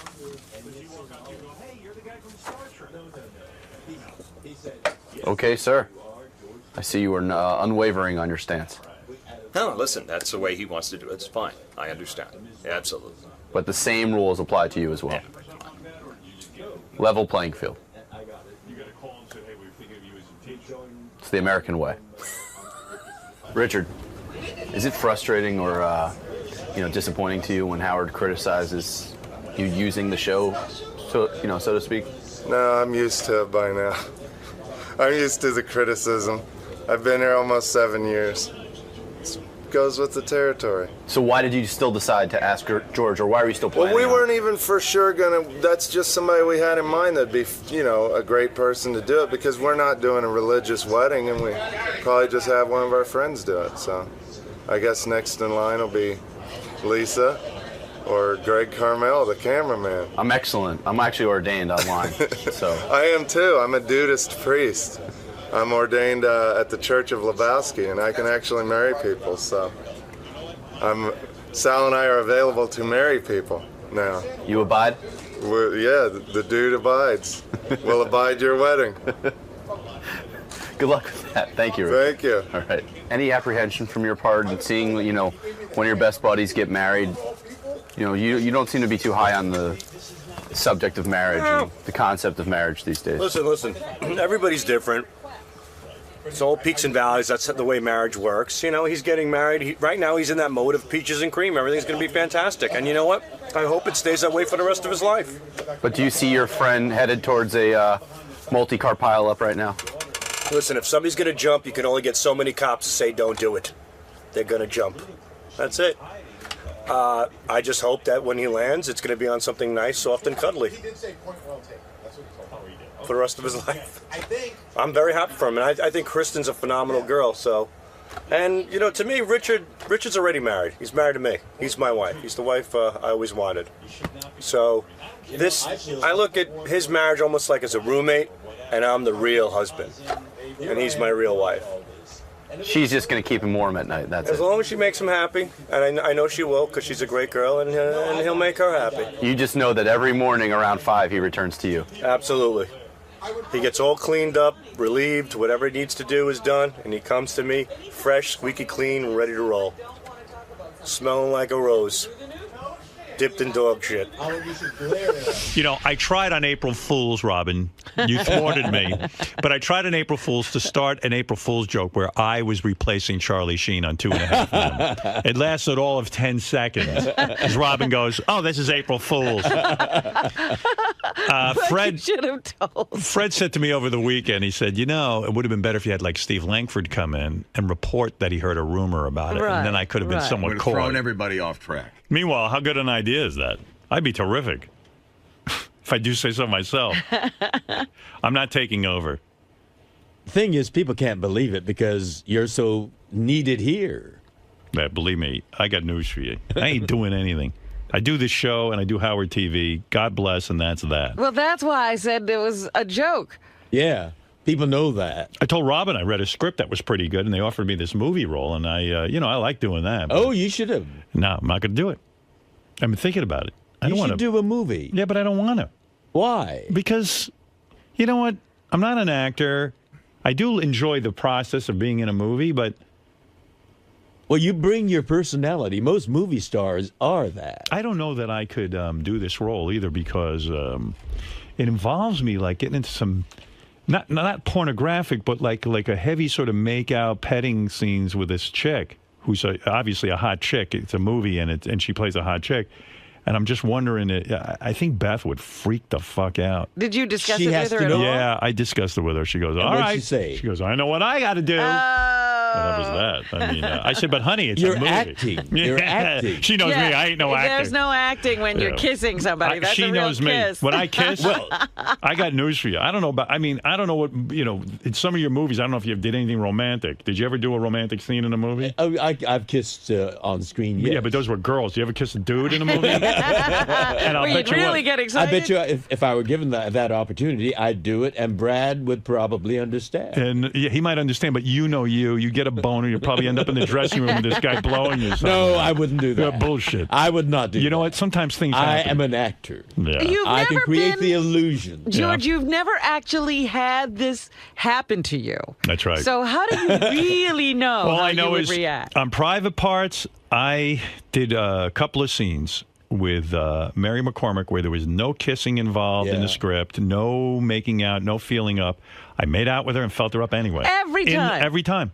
And you can see the surprise on her face. On screen. Yeah, you could see the look. You're an actor. You were acting. I was like, fuck that. I got a chance here to do something with a hot chick. Why not? Why shouldn't I do it? Absolutely. And I popped a real boner when I was in the bathtub with that naked girl, Melanie Good. Yeah. I popped an actual fucking boner. Of course you would. Yeah. So what am I going to tell you? I was all worked up. But... So if he'd been kissing her, but your soul and he was wasn't in his there. underwear. Well, my soul was there. Let me tell you something. I'm going to tell you something. I'm an actor, but my penis is an actor. Your penis is a real. My penis is for real. My penis don't know I'm acting. No, I better left not doing it. You want to know something? The truth? I love that woman so much that I could do the movie and not think twice about it. But I don't know. She would probably freak out because you know what? I got news for you. If she took on a role something where she's making out with some dude, it would bother the shit out of me. And you're not just kissing them once. Right. There's take after take and setups and reshoots. And that's why it's not sexy. Please. You know what? On tomorrow's with show, about 30 people watching you. Tomorrow's show, I'm bringing in this guy. He's 25 years old. Yeah. He's going to do a love scene with you. You're both going to have your shirts off. Bed. It's a script. I'm going to give you the script. You'll read it. And then it'll cause for you both to take off your shirts. He's very muscular, this guy I have in mind for the part. And you're going to rub each other's chests and make out. I will tell Brad tonight, right. And I will tell him I'm acting, and it will not be consummated. I am going to be acting, and yes, all right, bring it on. Bring him on. Dick off.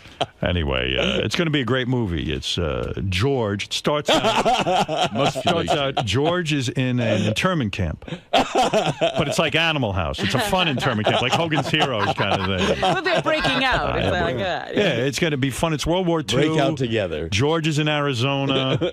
The guards love him, and one of the guards falls in love with George. And it's hot there, so we take our shirts off. That's right. It's sweaty. And then you have to wrestle. You know what we have to do? We have to put a meter on George to the show. see if he's acting or if this is real. Well, as Howard said, I can be acting, but there's certain anatomical things that don't know that. And Brad will tell you he's acting when he's on the phone to his attorney. Anyway, so Charlie Can I bring, I was going to say Artie, Brad here? Yes. And have him be witness to it? That's right. I want him to watch. Oh, my goodness. Yeah, it's great. In this one scene I want you to do, this is where you blow the guard to get a weekend pass from the camp. And you have to really... he will not allow that. No, he won't. The guy won't come. Just, just kiss it a few times. And then the guard goes, "Oh, you think you can blow me and get a secret pass? That's it for you." Then he ties you up naked and he sticks an eel in your ass. This is the Howard Stern Show. By the way, these two characters who haven't cracked a smile since they've been in here, they won the right to sit in and watch our show. They gave money to charity. You guys there? Yes, sir. I got to tell you something. You two are the two worst guys I've ever had sit in this studio watch me. Ever since you walked in, I've been waving to you. I've been smiling at you. And the two fucking guys stand there like you're FBI. What do you guys do for a living that you're so goddamn serious? What are you? Seriously, what? I'm a contractor. I build houses. Well, what are you so miserable about? I'm not miserable. I'm a performer. When we see guys like you staring at us, you gotta get into it a little bit. What's the matter with you? Well, I didn't mean to make you nervous. Yeah, you're making me feel awful. And what's your job? I co-founded 100 Contacts. 100 Contacts? What's that? The thing where you call and you get your contacts sent to you. Contact lenses. That's good. Now that's good. Who wants to go for their contact That's a brilliant lenses? idea. You must be incredibly wealthy. No wonder you're staring at me like I'm from Mars. Probably got those contacts in, that's all.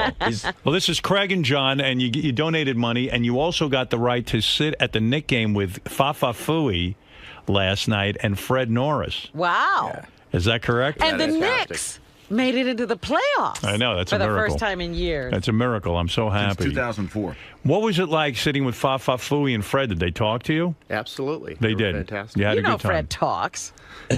Well, Fred's weird. Sometimes he doesn't talk, and then when he starts talking, he won't shut up. So you sat there, you talked to them, and you had a good time. Yeah.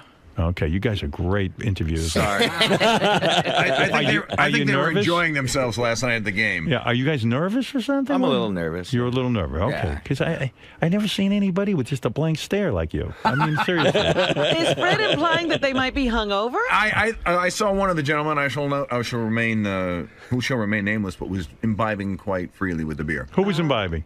Mr. 100 Contact. But he can do that. He's the CEO of the company. After spending the night with Fred and Gary, Baba Buhai, if you could only be with one of them, who would you be with? Who is your favorite? And I'll go to Craig first. I go with Fred. Fred? Yeah. Why is that? Because he didn't say much. There you go. Maybe Fred couldn't talk. Gary talks a lot. Is that what you're saying? Yeah, Gary talks a lot. he doesn't get it. He doesn't. He's like a woman, right? Yeah, I was lucky because I was on the end, so he took the brunt of the talking. And is it mostly like nonsense talk, like? No, it was, just chatter.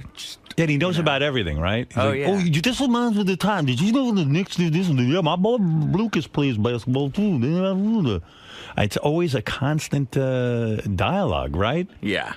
Would you rather have Gary not been there and just gone with Fred? No, I had a great time. Yeah.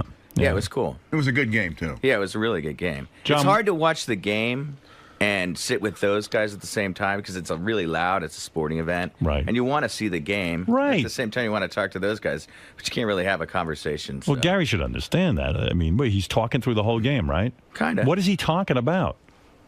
Guy talk. Guy talk. Basketball. I know you guys probably saw my pitch at Shea Stadium, but, I got to tell you, I do know a lot about sports. Did you read my book? Absolutely. You did? Did you know my father's name was Sally Fu? That was his nickname? Sally Fu could have been a gangster, but he took the straight and narrow path.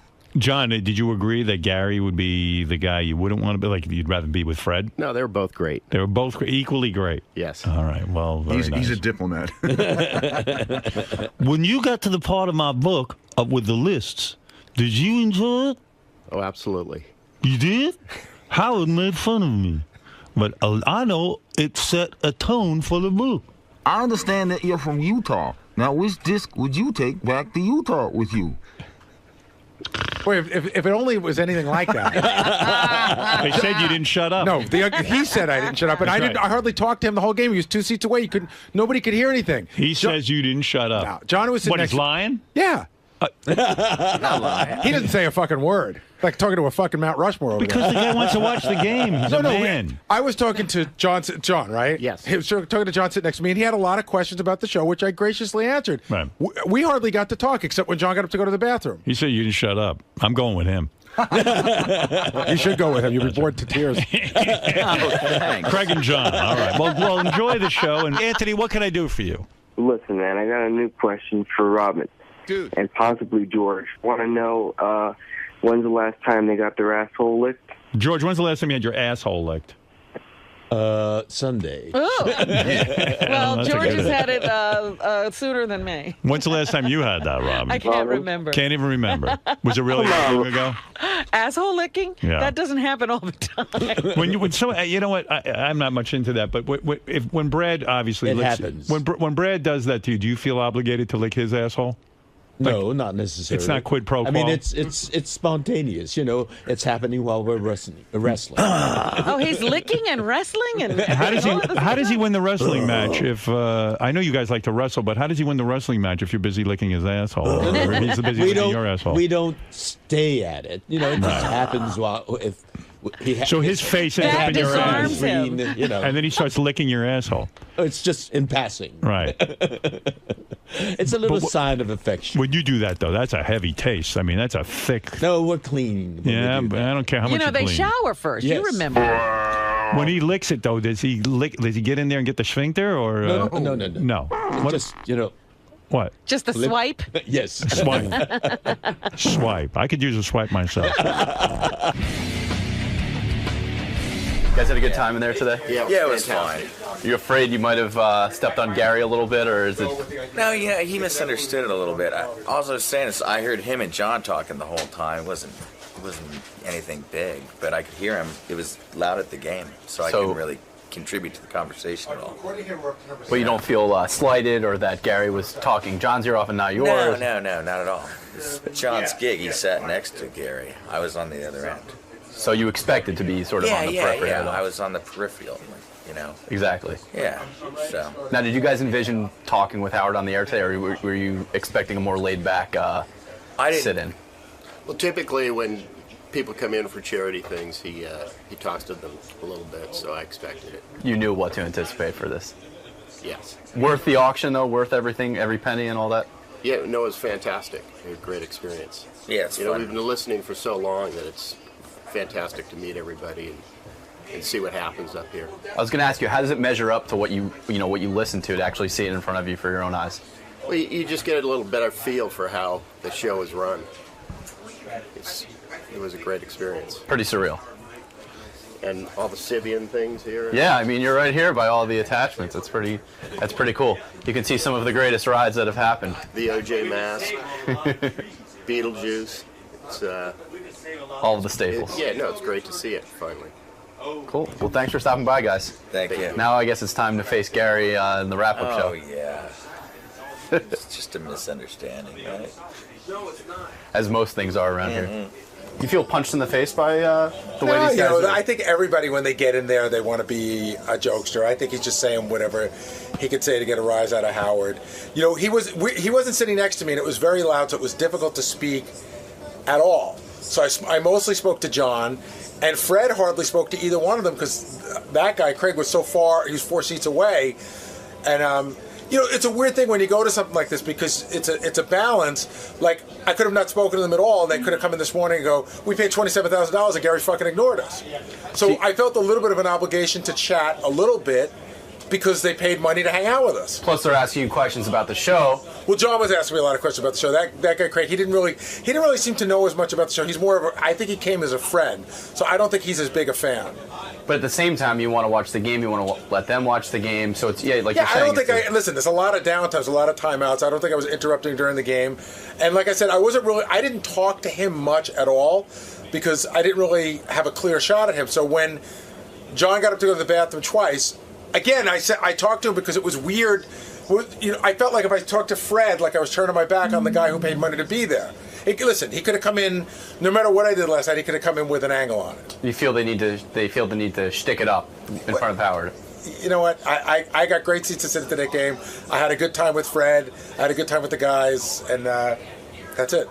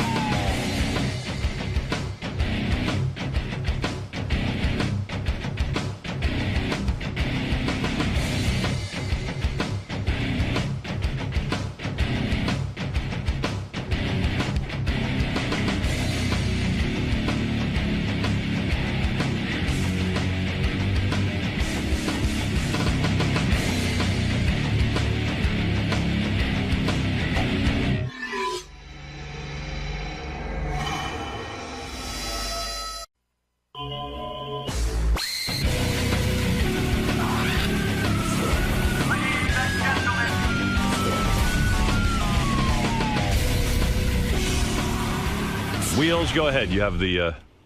I got to get to a commercial break. Kim Cattrall's going to stop by. I'll tell you how that happened. Oh, really? Yeah, she emailed me, said I have to get on right away. She's in some sort of movie that needs immediate fan attention. She said, stop everything. Yeah. Let me on. We said, well, we'll have you in next week because she's Kim Cattrall, Sex and the City. Want to hear? Sure. Said we'll spend some time with you. We don't have time. No. She said, I got to get the fuck on your show because I need people to see this movie.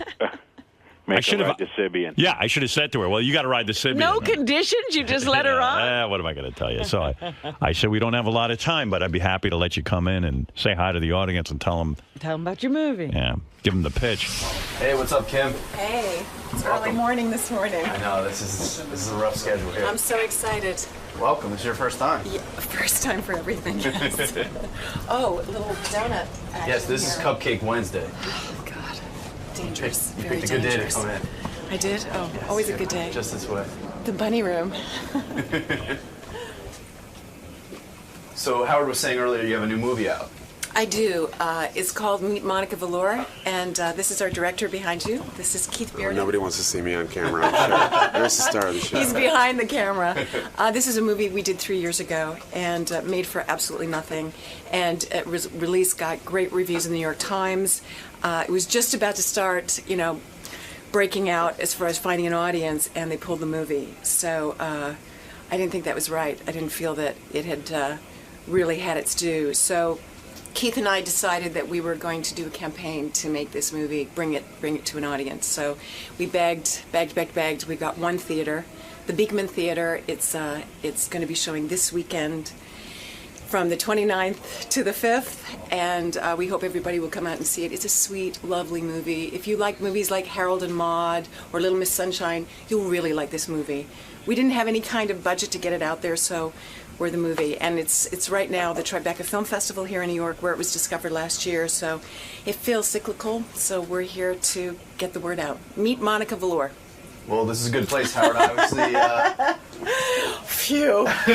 Every cab I get into, anybody who serves me at a restaurant, it's just sort of we're like this two-band team. We're spreading the word. So we're just so thrilled that Howard has us on this morning to talk about it.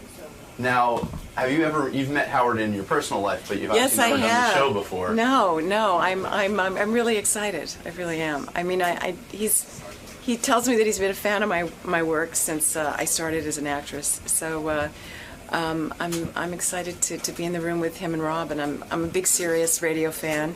I live out, at the beach, not close to where Howard is. He's on the Ritzy area, but I run into a lot of parties where I see Howard. He never stays very long. He's out the door. He's out the door. Hello, goodbye. But when I have had those chance meetings, he has told me how much he's enjoyed my work, so we'll see what happens today. Should be a good time this morning. It'll be a good time, yes. I've had a very long, varied career, so I'm sure he has a lot to ask me. Cool. Well, good luck today and have fun with Thank you. Howard. I'm thrilled to be here. Kim Cattrall contacted me that she needed to get the word Do you out. know her? I do know Kim. I've met her a couple of times. Oh, so that's how she contacted you. Yeah, she's extremely attracted to me, Is that right? as most women are. Kim, come in and tell us. Good morning. Tell us about how attracted you are to me. And Yes, before you sit down. Yes. you look good, baby. Thank you. I thought for sure that I was going to sit in the tickle chair this morning. Hey, you're going to get on the Sibian. We can pull it out for you. I bet You you look can. sexy today. Thank you. What's going on with you? Well, I'm doing pretty good. I have a cause. Yeah, I know. We're going to get to your movie, but I'm just looking at you. Maybe the sex comes from the inside, and she's always sexy. Oh, God love you. God love you. Those your real breasts? Yeah, absolutely. They are. Absolutely. You've never had implants. Never desired to. Are you never. a C or a D? No, I'm neither. You're a B. Shocking. Yes, I am. Because B for beautiful. I'm looking at you now, and I'm proud. You know what's funny about you, Kim? I'm looking at you. You're a sex symbol, obviously. Thank But you, I'm Howard. looking at your chest, and I'm a man who knows something about bosoms. You appear to be a C or a D. No, and no, yet you Howard. fool the world. Recently my mother came to visit me, who's in her 80s. Right. And I have a little jacuzzi in. Of course you do. Yes, just a little one. Right. And I said, Mom, get in. And she said, No, I'm embarrassed. I said, No, go ahead. It's just you and me.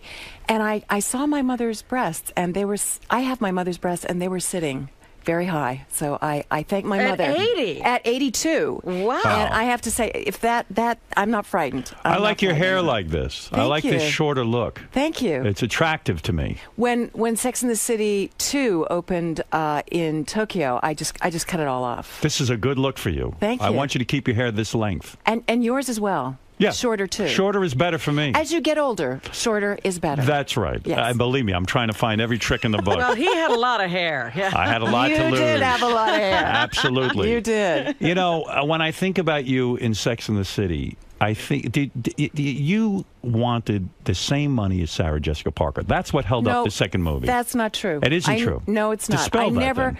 I never asked for what Sarah got because Sarah was a producer.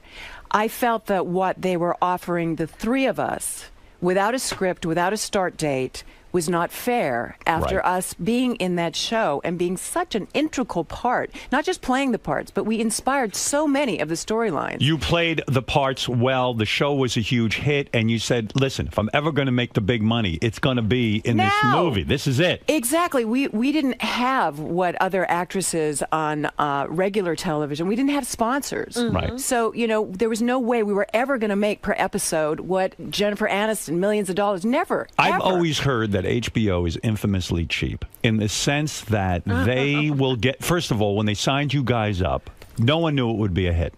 No one. So No. they get a hold of you, and you They figure got us cheap, real they got you cheap. Which is fine. We're willing to grow. But every year with HBO, as anyone will tell you, that negotiation, you get that fax that says if you don't report to work, you will be in breach of contract because you're still trying to get something like a $2,000 raise. Your initial contract was for 5 years? No, any contract for a series is 5 years with an option for an additional year.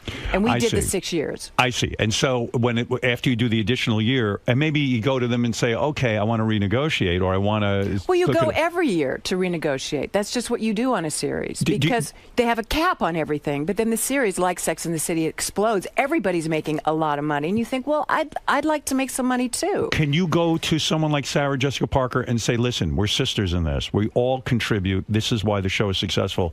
Let's go in together as a team and negotiate. Or does she say, hey, fuck off. That's your problem. I've got a good deal. That never happened. What happened was I really was the one who spoke up and said, and I think it's because I've been in the business 10 years longer than the other girls. I'm 10 years older. And I had been a leading lady, and I thought, this is not fair. We all need to, at this point, making these movies, at the end of the series, I'm not set for life. Right. I want to be set for life. I've done my 18-hour days for 6 years. we all deserve this. Right. So I fought for it, and sadly, should Sarah have fought for you more? I wish she had have. Yes. She wish she did. I wish she did. Did she say anything? No, it was never discussed. But that's part of some people's working thing. I respect that. They do their own deals. But no, it was. But it was an ensemble piece, and clearly your character was very, very important to that show. Well, and to the films. The good ending for this, the proper ending was that we did make the movie. I mean, when all these negotiations were going on, there was no script, and I thought, how do you take this little this little TV show, half an hour, and make a movie out of it? Were you threatened with hey, you know what? We'll just put in another Samantha. If you don't sign up. Were you ever threatened with that? I think they would probably have tried that, but I remember when we were making the movie, Michael Patrick King turned to me and he said, I wasn't going to do this without you, and I said, Michael, you couldn't have done it without me. Did this ruin any friendships? Did this negotiation ruin any friendships? No, ultimately, especially after the second movie, it made friendships, actually. Went to sort of a deeper, better level for all of us. Yes. Yeah, I was always shocked on. I mean, I love that show. Thank you. And I love the second movie. True, Robin? Absolutely. I thought it was terrific. You heard it here, ladies and gentlemen. I've said it a million times. I've been called gay for saying Quite that. frankly, I thought the political statement Right. of that movie was brilliant. Everybody's going to all of these Arab countries and saying, this is great. You can do whatever you want here. And it was like, let's get the hell out of here and go back to freedom. I know, exactly. I mean, we couldn't film in the first two locations because we have the word sex in the title. Do you think you got that role because in real life you are this wild sexual person or something? No, I had done a film called Live Nude Girls, and I think from a very early age, films like Porky's and Police Academy and Mannequin, for me as an actress, where I really live is in the theater, but you can't make a living in the theater. No. So, I mean, if you look at my resume, it's like two different actresses. One is like this theater career, which is very classical, and the other one is like these crazy movies that I was doing, but I was really paying my rent. Right. I didn't come from, I'm a blue-collar girl, I didn't want to go back to waitressing and slinging hash. I wanted to continue, even, in a movie that I felt, well, it's not exactly what I want to do, but it's going to pay my rent for the next 6 months. Sure, no, which it's a Porky's business. did. Right. Absolutely. Porky's. What did you mean in your email to me? You wrote me an email and said, you're going to tell me something about the Porky's that I never knew. Well, that was it, actually. It came to me, Bob Clark took me to lunch, and I had done tribute with him with Jack Lemmon, which was nominated for Academy Awards. And then he said, I had this little movie which is going to change, how people perceive you. And I went, yeah, right. And how is that? And then he sent it to me, and all my agents said, you can't do this movie. And I said, yeah, I can't do this movie, but I also can't pay my rent. Right. And I thought, this movie will do well, and it'll probably do drive-ins. And I remember driving my car down Sunset Boulevard. I was living in L.A. very unhappily at the time, lonely, depressed.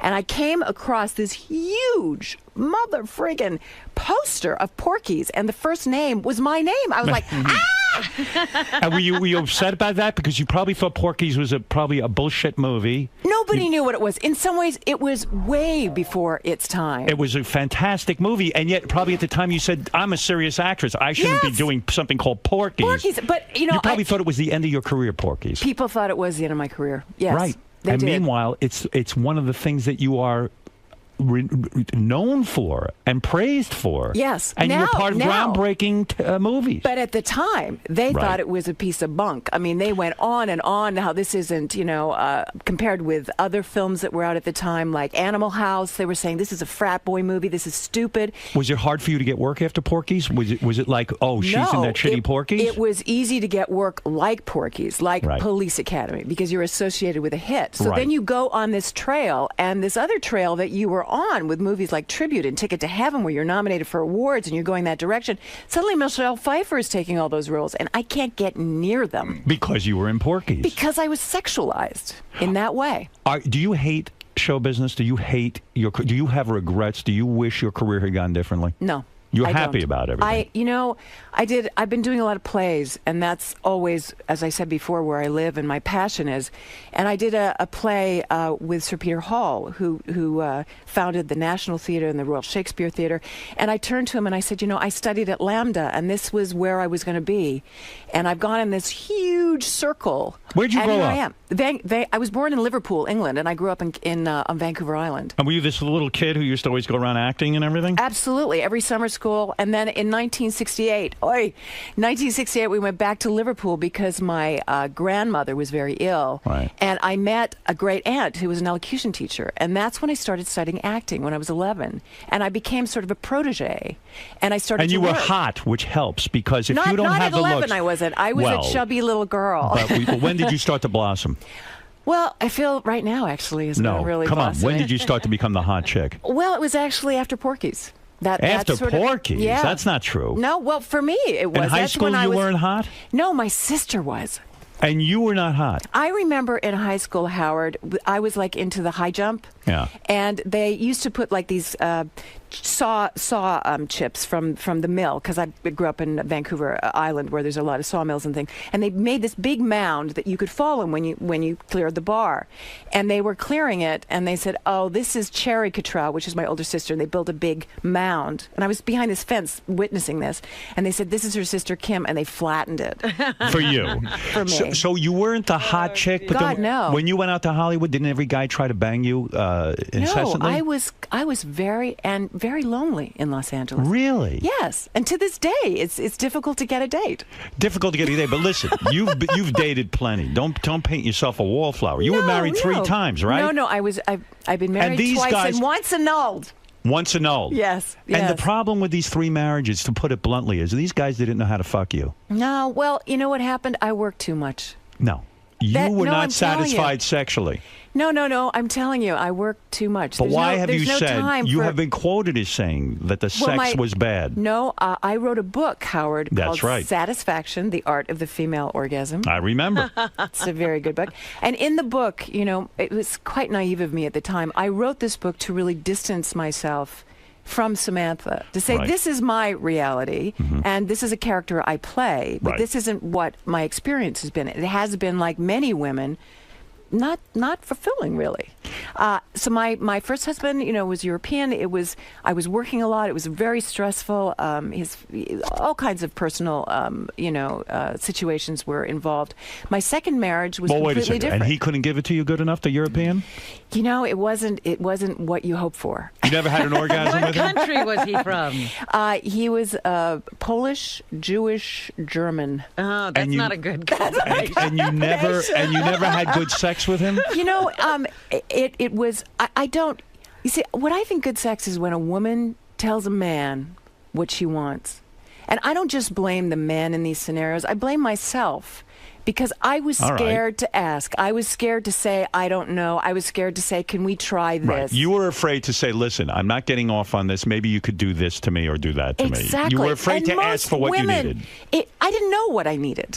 It's funny because you're Completely. such a good actress, especially when you take on a role like Samantha. I look at you and think of you as the most sexual person who is not afraid of anything because you've become that to me. You're too good at it. Well, something. I did a scene as Samantha where I had to be photographed nude. That's right. And I didn't have any dialogue or anything to hang on to when we shot the photograph. And I said, you just got to give me a minute because I couldn't do it. Really? I couldn't do it as Kim. But you did it.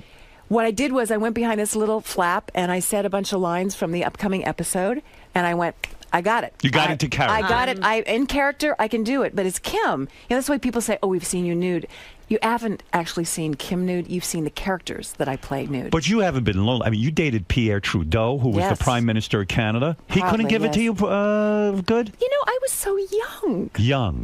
Very young. I was in my early 20s, and he was Oh. this incredible figure in my. It was like it would be How like old was he when- dating Obama. You know what I mean? Right. It was just- How old were you? Well, how old was he? He was in his early 60s. You dated when you were in your 20s. You dated a guy in his 60s. Yes, it's not unheard of. Did Howard. I know, but did it freak you out? No, he was in great shape. Really, you were He was in attracted great to him. shape. Power is very attractive. It's an aphrodisiac. Well, when a guy yes. pulls down his pants, he has gray pubes. That can turn off a 20-year-old girl. No, You know what? I didn't see that. you didn't see gray pubes No, I on didn't. Pierre Trudeau. I Maybe he wasn't looking. shaved. I wasn't looking for that. You know what I was looking for? What were you I was- looking for? He was a fascinating man. A really fascinating man. Who And broke up with who then? Well, it was kind of, one of those things. He was busy, I was busy, and I'm sure I wasn't the only young woman that he was, had his eye on. And I got a boyfriend, so it kind of was... it fizzled. Fizzled. Who was the boyfriend? You dated Bruce Willis, too. What happened there? I didn't date Bruce You didn't? Willis. This is a myth. Bruce Willis and I think, passed on 495 or 27 on the way to some kind of event. You never had him? I've worked with him on Bonfire of the Vanities, and we did a read-through, and I haven't seen him since. At the time, I would have liked to. No sex. But no Bruce Willis. No. Wow. 3 marriages, no Bruce Willis. 2 marriages, 1 annulment. I call that a 3 marriages. What do you mean annulment? That means you didn't bang the guy. No, usually, hopefully, you're at least a little, knowledgeable of someone sexually before you marry them. It just, he was a Canadian, and he was getting his green card. This is a very And I loved him in that moment, but always we knew that it wasn't going to go anywhere. And there was no sex? No, it was a relationship. I'm not saying that I didn't love him. Are you difficult to be in a relationship with? You know what? I am because I'm married to my job. You love your job. I love my job, yes. Never had children? Never had children, no. And you didn't want them, did you? I did want children. You did want children? Yes, I did. For many years, I wanted children. And I just kept thinking, after this, it will happen. Or this is the guy. And then that would kind of not work out. I thought, well, this is the guy. And then suddenly I thought, it's not going to happen. There's no time for it. So I thought to myself, well, how can I be a mom then? And I looked and I said, I have nieces and nephews. I have young actors I can mentor. And that's why being part of the Canadian Film Center and being a mentor there, with young Canadian actresses, which I walked that walk, is incredibly satisfying. Is this new movie? Is this part of this Canadian Film Center? I mean, you're so passionate about it. You're like, I got to get in there and I got to convince your listeners to go see this. What is this new movie you're in? It's called Meet Monica Velour. Meet Monica Velour. Is this where you play a porn star or a prostitute? I'm a porn star from 1978. She was Miss January 1978. And now we see her 30 years later. Are you disgusted with the porn business as in the movie? No, she never goes into that. She believes that when she was doing it in the 70s, we were artists then. Right. So she has that rationale. Yeah, she has this great line. She says, what we got was, $50 and a case of the crabs. Do people recognize her as a porn star, or is she washed up? No, she's washed up now. But people who watch porn, there's a cop at one point who comes in and he doesn't say anything to her, but when he gets back into the cab, to the dispatch, he says, I loved her in Frankenbooty. So he's watched all of her porn. Is your character disgusted by sex? Is she completely turned off to it? She is in crisis. She's fighting for the custody of her 8-year-old daughter from her scumbag husband. And no one wants to give her custody because she was a porn star. No one wants to give her custody. They don't even want to give her a $5 an hour shampoo job in this town. She's trying to get any kind of a job. Because she's considered a slut. She's an outcast. This movie is about outcasts. That's Are you nude in it? You would have to be nude. No. Do you have love scenes? Yes, Why I do. does she have to be? I don't know. Hey! The thing that's great about this movie is the people that you expect to see naked, you don't. And the people you don't want to see naked, you do. Like Brian Dennehy. You see the whole ball sack. You see his ass. You see everything. Ass and ball sack. Yes. What? Yes. Brian or his Brian character. Dennehy. I hate to admit it. I've always wanted to see his ball sack. Yeah, I'm kind of weird about that. About Brian's ball sack. Now, why did you... I read a story about you in the paper about this new movie. And by the way, the new movie is called Meet Monica Velour. And Kim's so passionate about it, she'll be doing Q&As at the... you know what else I'll be doing? Serving popcorn at the concession. If they could get me to do that, you think this is that important a film? I really do. Why did you get upset? I read in the paper you got pissed off at a reporter. Reporter came up to you and said, look, you have a young coach. So I'm going to set it up. Okay. There's two. I've been pissed off a little bit lately. I was angry with Anchor Bay Films because they bought this at Tribeca last year. Now, this was a hit at Tribeca. They compared it to Harold and Maude and Little Miss Sunshine, got great reviews in the Hollywood Reporter, Variety. It was saying the work of my life, of her career, 35 years. I was like, yes, finally we're going to take Samantha and we're going to change all of that. This could be your Academy Award. Well, I don't know about that. What it could do is open people's idea as me as an actress playing other than one role that I'm known for. Right. You don't want to be Herman Munster. You don't want to be Samantha. That's it. I love Samantha. I owe her a lot, but I can do more. So I thought thought, here we have. Then my schedule last year was crazy. I was doing 2 plays in the West End and a television show for PBS, which was on PBS, Any Human Heart. So this was my window. And this window, for most movies, you know, Hollywood is polishing turds at this time of year. Right. They're putting things out there which are not very good. There's a lot of shitty movies with no plot, nothing to really Exactly, see. and this is the time of year before the blockbusters. This little gem comes out, gets a great review in the New York Times. They have no money for advertising. Right. So, okay, I've got celebrity status. I do every show I can in New York. I do every show in L.A. We go to Detroit where we filmed it.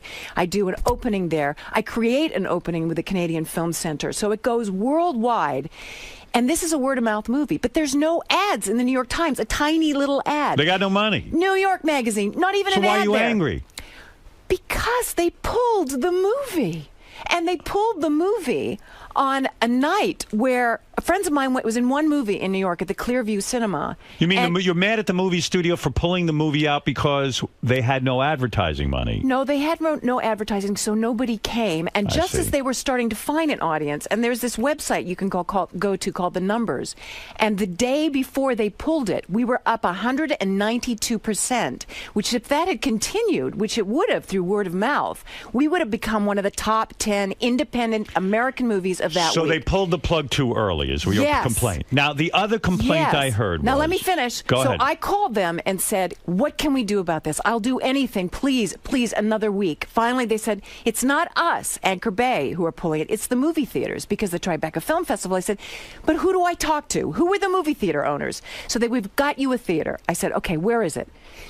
It's the Beekman Theater on 66th and 2nd. I said, I'll do Q&As. I'll do whatever they have. They say, Will you have sex with a member of the audience for the movie? Are you really that passionate? Would well, you I don't know pick if out... I go that far. I won't prostitute You will have myself listen for to it. me. You will have a packed house. How about a hand job? But I am willing to talk. I am willing to talk sex Talk. for this movie. You I am will. willing. I'm You're willing to go talk all sex, out. Yes, for this movie because I believe in it. I think Keith Bearden. It's his first movie. He did a fantastic job.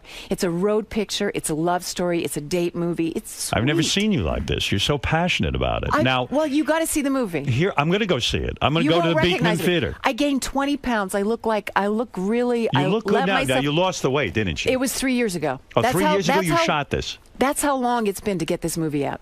3 years. Did you freak out when you had to gain that weight? I loved it. You loved it. What did you do to gain 20 pounds? Did you eat like shitty pizza and I ate ice cream? everything. Everything. And I don't have a private chef. What happened to your body? Did you get a cellulite? Oh, yeah. You did? Well, every On the woman has tuchus? cellulite. You have cellulite? Every woman has cellulite. How does your ass look naked? I like my ass. It's nice. I like my No ass. dimples of cellulite. I'm sure there are, but, my apartment is very well lit. When's the last time you got laid? Oh, God. Robin has no cellulite, by the way. None? Absolutely not. None. We Zero. all do, don't we? Come on. Absolutely. I've seen anorexics with it. With cellulite. Yes, You I should have. see my ass. Holy cow. You should see Brian Denny's ass. That ain't nothing to look at. It's nothing to look at. I had cellulite in my 20s. So did I. So you're telling me... That I have cellulite. Yes. When was the last time you had sex, honestly? Oh, my God. I can't remember. Well, wait a second. Let me tell you what I heard. I want to get to this. I read in the newspaper that Yes. when you shot this movie, Yes.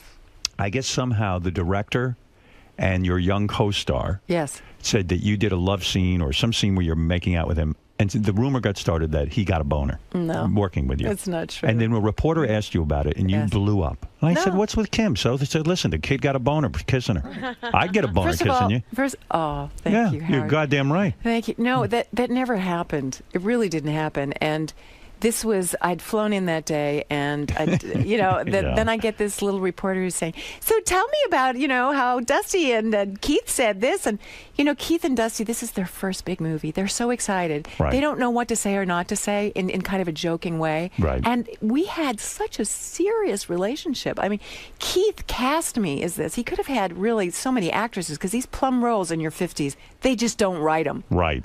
And we rehearsed for weeks. I transformed myself. He had me stay and listen to people. I lower my voice an octave for this role. So All you're of these saying things. it trivializes everything? Absolutely. It trivializes the movie. It trivializes and people are just waiting for that hook. That same But night. listen to me. But listen to me. Yes. My dear. Yes, Howard. That's a good story to get out there because to get people in the theater, if they know this kid is getting a boner during the love scene, so it's promotion. Why get upset? It's promotion. And you're a hot woman. The fact that you're a woman in her 50s and you're giving these kids boners. Oh, God. You should embrace that. I guess you're right. Of course. I guess you're right. I was having a moment. You're upset because you do such a good acting job. You don't want to trivialize, No, I guess, I don't. down to a boner. I don't. You I don't? It's so much more than that. It really is. But And these- not that isn't something. Right. But these young punks, they get into bed with you and they get a boner. God bless you. Well, we never got into bed in the film, but the thing that's crazy about this experience and this job that I have is that I'm still learning. Are you denying that this kid got a boner? Is that what you're saying? I was. Are you- No. You wouldn't know. He was a born-again Christian when we worked. He's no longer a born-again Christian. You ruined Because it. Yeah. No, I said to him, I said, I think you might want to rethink the not ever having sex before you get married idea. Yeah. And he did, and he's out there dating now. He But when is. I met him, he was just this, he's home-taught. He's very naive. So if He the would kid be says he so got a nervous. boner, then it's probably true. But I don't the think he question is did. to whether he said it, Howard. I think he said it as a joke, Howard. Oh, you do? Yeah, I do. He doesn't need to be joking on your time. in other words. Not really. Okay, Not really. I understand. Not really. So you were sensitive about it. I was, because I think that film is so much more than that. I really do. I mean, it is about sex. It's about people who've been sexualized and marginalized, and they're outcasts. Can and you they relate find to this themselves character together. as an actress? When you got to Absolutely. Hollywood as a young woman, were you ever molested or attempted? Was there ever an attempt at molesting you Oh, my for God, a casting yes. couch thing? Yeah. Yes. That directors would throw you down on a couch and say, "Give me No, your." it wasn't as obvious as that. It was. I remember coming to Hollywood to test for Elia Kazan for The Last Tycoon. This was years ago, and a man called Sam Spiegel, who did films like On the Waterfront. He was a huge producer and incredibly gross. And he looked like a lizard, Right. And I remember coming to the Paramount lot. They flew me from Vancouver Island. I was so excited. And I just graduated from theater school. I'd done one film with Otto Preminger, a terrible film called Rosebud.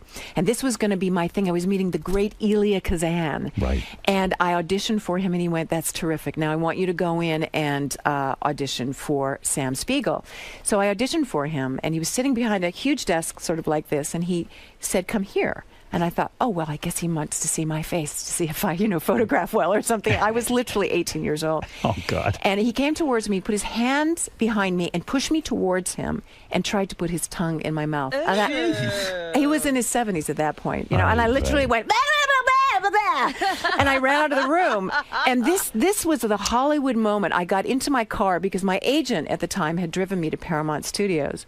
I didn't know how to drive at that time. I sat next to her and I told her what happened, and she said, "So what did you do?"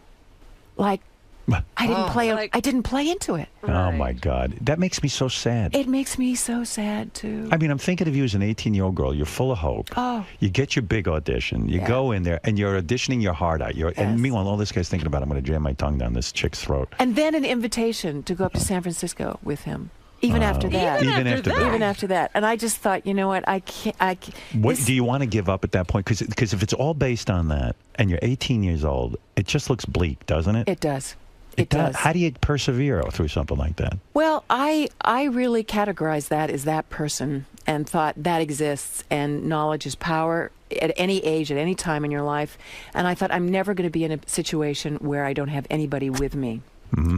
But were you shy to audition again? Like was it the thought in the back of your mind, oh, these guys just want to fuck me and that's it? I mean, that's what it's all about. Yeah. No, I felt that I was a contract player at Universal Studios, and they knew about what had happened shortly after that, and I felt protected by the company. I came up with Sharon Glass and Jamie Lee Curtis. We were all young actresses at the Universal Studios, last contract players in the system. Right. And I felt so much. Contract player means you were signed to a studio for 7 years of your life. Wow. Yeah. And you only work for them. Only for them. Isn't that must have driven you nuts? Because when you would get offered roles, but it's kind of a beautiful thing too, because you're guaranteed work. Exactly. And I had a big, huge student loan over my head, and I had to pay that student loan. Are you a multimillionaire at this point? No. You're not? No. Even after Sex in the City? No, I'm not multi. I'm okay for the rest of my life if I'm smart. I'm going to guess your net worth is about $10 to $15 million. Am I close? Well, that would be a multi-millionaire. That's right. Yeah, I guess with my properties, yeah, I guess so. But I have mortgages, and I help. So you have to be careful. You don't live the lifestyle. No. You can't go in and buy the latest Birkin bag, right? I don't want to. You don't want a Birkin bag? No, I don't ever want a Birkin bag, ever. Does it bother you that Sarah Jessica Parker's 20 times more wealthy than you? You know what? I still got more left in me. Who knows what I can do? You do. You never look better. I swear to God. I don't know what you're doing. What are you doing? Abstinence. You're not getting operated on? I don't even think you're pulled back or anything. Are you? No. You don't have any Botox? Nothing? I have Botox right here. You do? I do right You here. look terrific. Thank you. You look natural. You don't look Thank like one of you. these whacked out broads all pulled back with the duck lips. That's very easy for you to say, Howard, but I have to say I have a lot of sympathy for women, because where do we age in this country? You know, you grow up with people like me, and as we start to age, people, you know, they have this age rage thing. I go on the internet some lonely nights and I read an article and I think, oh, that's good. I like what the reporter's done. And then people have their comments, and some of them are, why doesn't this old hag go away? Right, like go off like the Indians used to send you off the tribe and then just go out and die in the woods. Exactly. And that was happening when I was in my 40s, and now I'm in my 50s. It's rageful.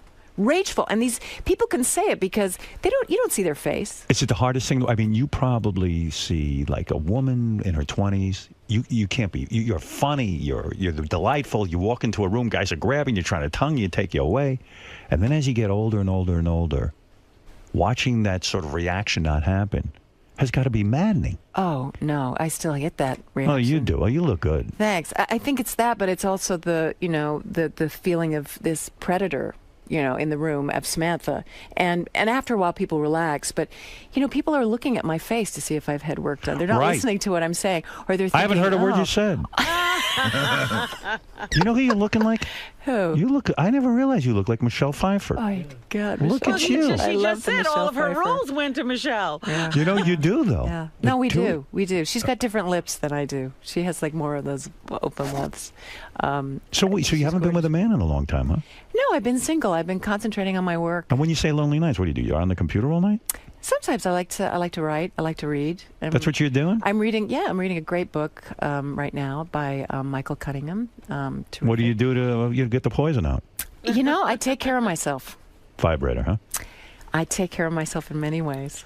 Robin uses a rack of vibrators. Oh, here we go. Talk to her about it. All right, listen to me. Tim Cottrell is in a movie. You know what? I want to know what happened to that agent who was like, well, what was your reaction? Did you get rid of her?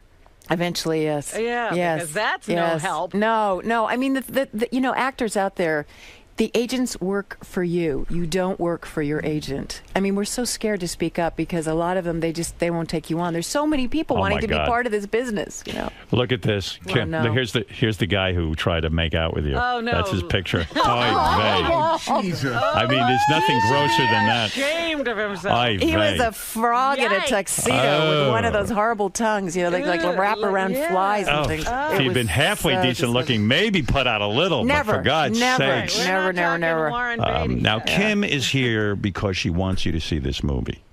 I'm excited about this movie. I am can't wait too. to see It's right down your audience because it's Miss January 1978, and where is she now? I like it. I like the idea. And the young geek who travels halfway across the country to find her Because he's in love with her. He thinks he's in love seen with her. This is the personification of women, and the first scene that you see this character in, I do a strip. Okay, now we're talking. Did you shave down for it? Well, we don't get that far, as you see. If No you vagina. see the movie, no. Titty? I'm not nude. I'm not nude. Do we in this see film. titty? No. No, What do you mean? Don't answer for her. You don't know that. You know. But you see. Why don't I see titty? You see other things. What do I see? Which are much more interesting than titty. What's more interesting than titty? Vagina, and I don't see that. No, what you see is Ass. from. I told you. You see Brian Dennehy's ass. No, what about you? Well, you see stripped a down. big stomach. You know, I did a scene in this movie which I've wanted to do my whole life, which I'm standing in front of a mirror, right? And I've got this. When I gain weight, it's in my hips and in my belly, and I have this scene which all women do. You're sitting there, you're nude, you're just out of the shower, and you grab your belly fat and you shake it. And you do that. I got to do that. And there's another scene where my legs are open. I'm wearing these horrific underwear.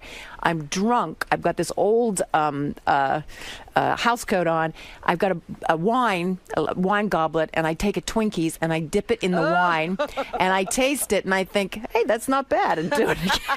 And you get to do those things. Did Sarah Jessica Parker see this movie? Did you invite her to this screening that's going to happen on? You know what? I haven't heard from any of the girls. It's so weird. I don't know. They don't like you, do they? No, I don't think it's that. Come on. Let's get real. Howard, I don't think the Sex and the City girls like you. Well, I think a lot of people in the press. Yes. Have a lot invested in that. What do you mean that? Yes, they do. They want to keep that feud going. But why wouldn't Sarah come and support you? This is an important film to you. This is I've never seen you so fired up about a role. That's the a good movie's called question. Meet I don't Monica know. Velour. You'd have to ask her. Did you invite her? Well, invitations went out, and I said anybody and everybody who, is in New York at this time, maybe she wasn't in town. And she didn't even call and say, I can't make it. Nobody called me. She doesn't like you. I don't know what it is. Of course. I don't know what it is. She is not supporting you. And what about the other two nutnicks? They didn't call either. Where are they? Well, one of them, Charlotte, the sweet one. She lives in L.A., Yeah. And I just And what haven't about heard from anybody. the other one who went lesbian? They have babies. They have lives. They're busy, Too busy for their friend. Too busy for the woman that made Sex in the City what it was. The woman that made them money. I'm not saying anything. Wow. What about the creator, Darren Star? He come to see the movie? No, not that I know of. No. What the hell is going on? I Boy, agree. show business is. They're all on to the next thing. Do you think it's you? No, I think it's just that people are busy, and now but why don't they like you? I don't think it has to do with liking me or not liking me. You know what it is? I think that movies come to people now. People don't go to movies. They're If very, Sarah very Jessica busy. Parker wrote you a note and said, I want you to come see my new movie, you would be there for her, wouldn't you? I was there for the Morgans movie, yes. You were? Yeah. You went. Gladly. And she wrote you and said, would you come? I would go, yes. I support Sarah in everything she does. I think she's terrific. Sarah, this is not right what you're doing to this woman. Don't. All right, maybe you got your differences. She's not doing anything. She's not doing anything. She's busy. She's got her life. No, listen, she's not that busy. She got 20 nannies. Listen to me. You're a woman. You work together with her. Put aside the differences. Go out and support. Maybe she'll come to the Beekman and she'll see it. We've got a week. This is the important week. You got 1 week to make this movie work. And if people come out and support the movie, people like Sarah Jessica Parker. You're terrible. You're terrible. I mean, come on. I'm not terrible. Let's be honest. Let's be real. You work together. Let's support each other as actresses, as women. You heard it here. So I've said the truth, haven't I? Well, I think it's important to support each other. Yes, I do. And they're not there for you. You went to the Morgans, whatever the hell that is. It was a Sarah Jessica Parker movie. I didn't see it. Not too many people did. That's right. Hopefully more people will see. Was The Morgans a bad movie? It's a rom-com, and I like rom-coms, and I think Sarah, what she does is really great. So I did enjoy, and I like Hugh Look Grant. at you putting on a face that says, hey, I'm not going to say anything negative about her, but she won't show up for my movie. Poor you. Alone with your computer and your vibrator, sitting in that apartment. You know something? Where's Smith Jarrett? Did he show up? No. Not even Smith Jarrett likes you. No, it's not about liking me. What are you They should support you. I support you, and my audience will support you. That is why I'm here. Look, go see Kim Cattrall in Meet Monica Velour at the Beekman Theater in Manhattan this Friday through Thursday. Kim is going to do pretty much anything you want at this Q&A. Q&As. At the 7 p.m. screening Friday, Saturday, and Sunday. And go over to this Beekman if you live around this area. Come on. Give her a shot. It's a good movie about a porn star who's past her prime, and she's dealing with the town and the whole thing. Yeah, she's dealing with aging alone, fighting for the Who are you hanging with these days? Pee Wee Herman? No. You don't even hear from him, do you? No, I don't even hear from him. I'm sorry for you. I don't think you have a friend in the business. I do. But you must be a monster. Michael Stipe is a good friend of mine. Oh, Michael Stipe. Yeah. And I think he's terrific. And him you like? I think he's amazing. really a talented man. And he came to see the movie What's the he second doing? day. What he is just he had doing? an album out. R.E.M. had just got like an amazing album. Really? Where they made a film for each song. They got different filmmakers, Sophia Cal and James Franco. They each made a film for each song. He's still creative. He's still doing movies. I mean, he did Being John Malkovich. I mean, he's a real he's an artist. I'm looking you over. I can't see how you don't have a man. It's crazy. They're terrified. No, I'm not terrified. But you're married. Oh, that's right. No wonder I'm not terrified. See, this is the problem. The That's older the you problem. get, they're either incredibly damaged or they're married. And Well, I'm both of those things. So I'm a double header. All right, listen to me. You've Yeah. said it all. We get the point. We like this idea of you in this movie. Now you need us to go. Yes. And we'll be there. Believe me, we're not Sarah Jessica Parker or those other two. I love you. I don't even know Howard the names of Stern. the other two, I honestly. love you, I know Howard you and Stern. Sarah Jessica Parker. I don't know the other who are those other two. two? The other two are replaceable. You're not. Kristen Davis and Cynthia Nixon. Yeah, I'm surprised you know their names based on their support of you. Well, look, it doesn't seem to bother you, so it's not going to bother me.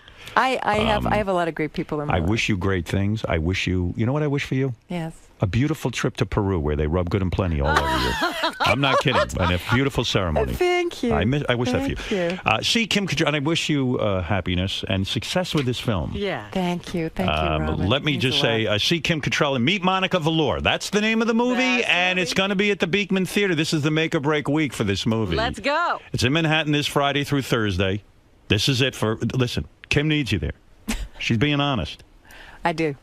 Actresses don't often say that, but she's saying she needs you. It's worth your while. She's saying it might even be fun. Yes. It's Kim- actually a funny, sweet movie. You'll Yeah. enjoy it. That's right. And you'll see Brian Dennehy's ball sack. Yeah, I can't wait. Yeah. Close your eyes for that. Thank you for stopping by How here. can I thank you? Oh, I'll think For of a you. way. Yes. I know what you can do. Believe me. You made your Stern Show debut today. Yes, I did. I'm no longer a virgin to Howard Stern Show.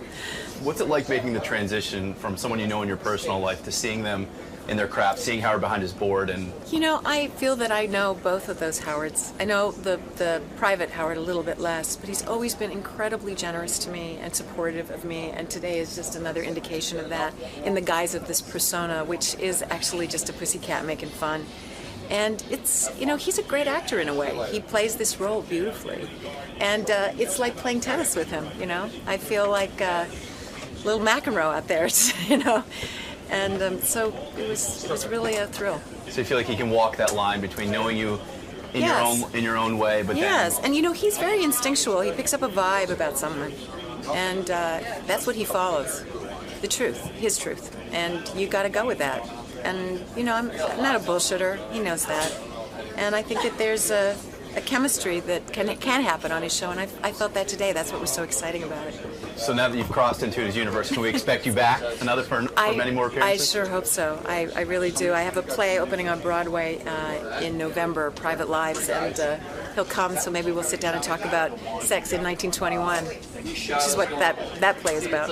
Maybe steer away from the vibrator talk this time. Yes, exactly. I don't think they had those electrical units then. Right. Yeah. All right, Kim. Thanks a lot. Thank Okay, you. Good luck.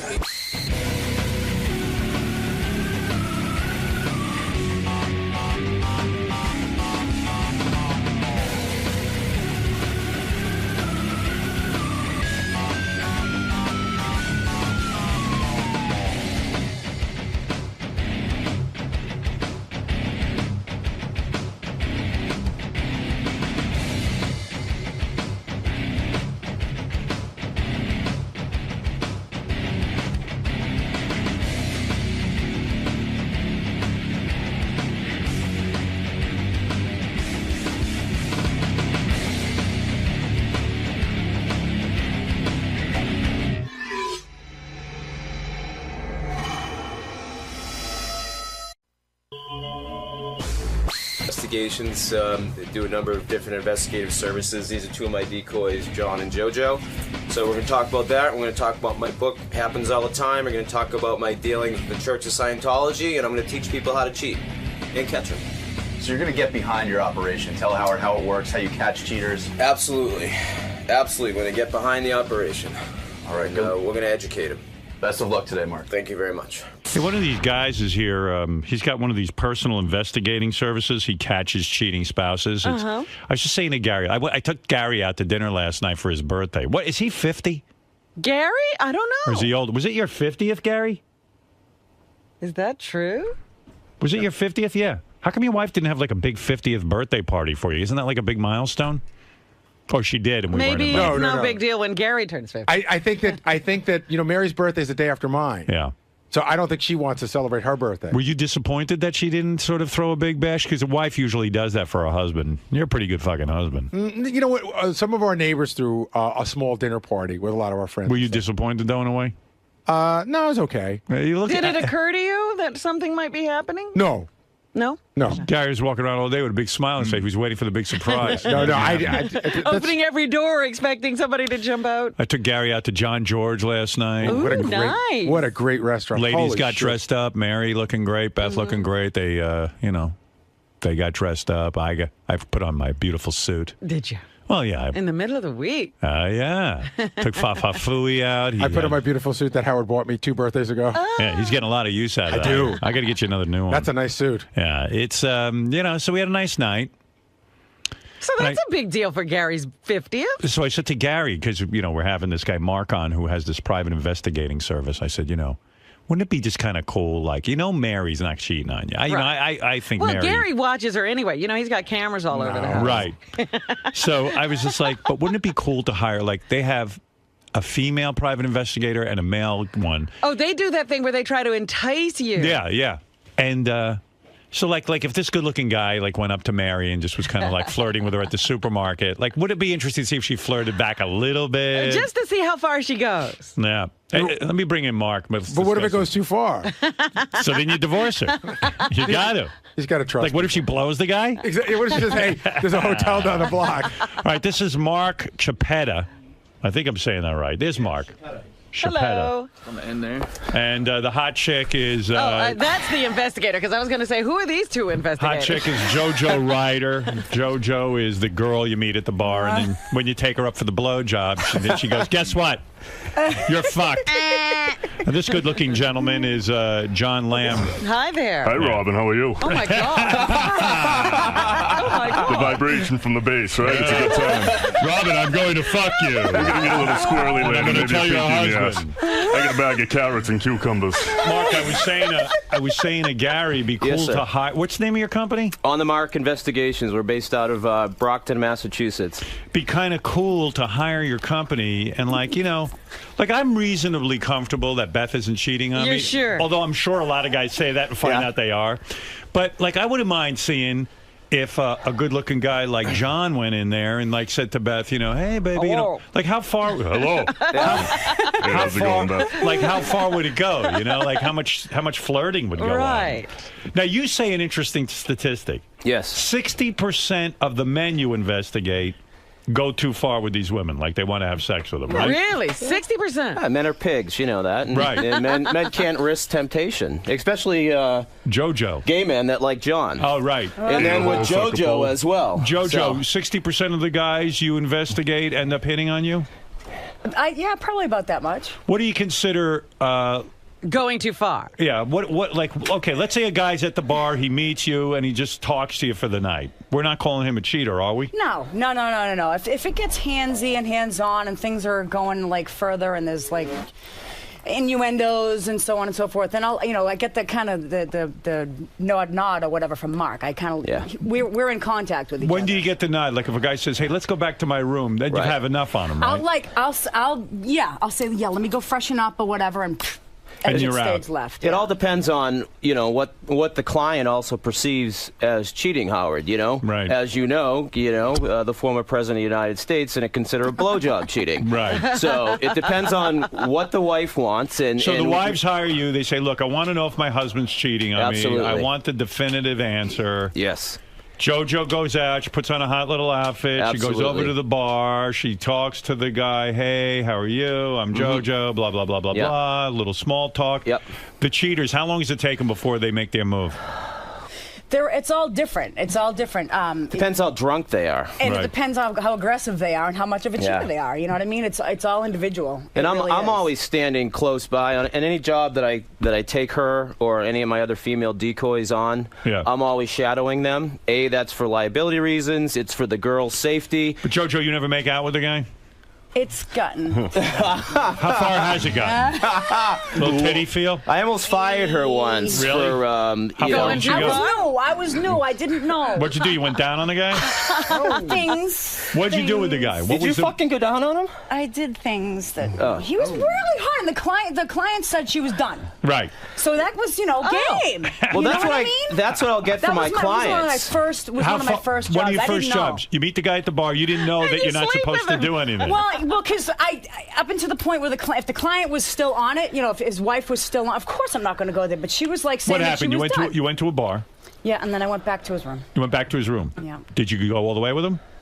Almost. He put his finger inside of you? Almost. Almost. Things happened. Blowjob. We both were satisfied. You both went down on each other. Kinda. And he didn't want to bang you? I didn't want to go that far.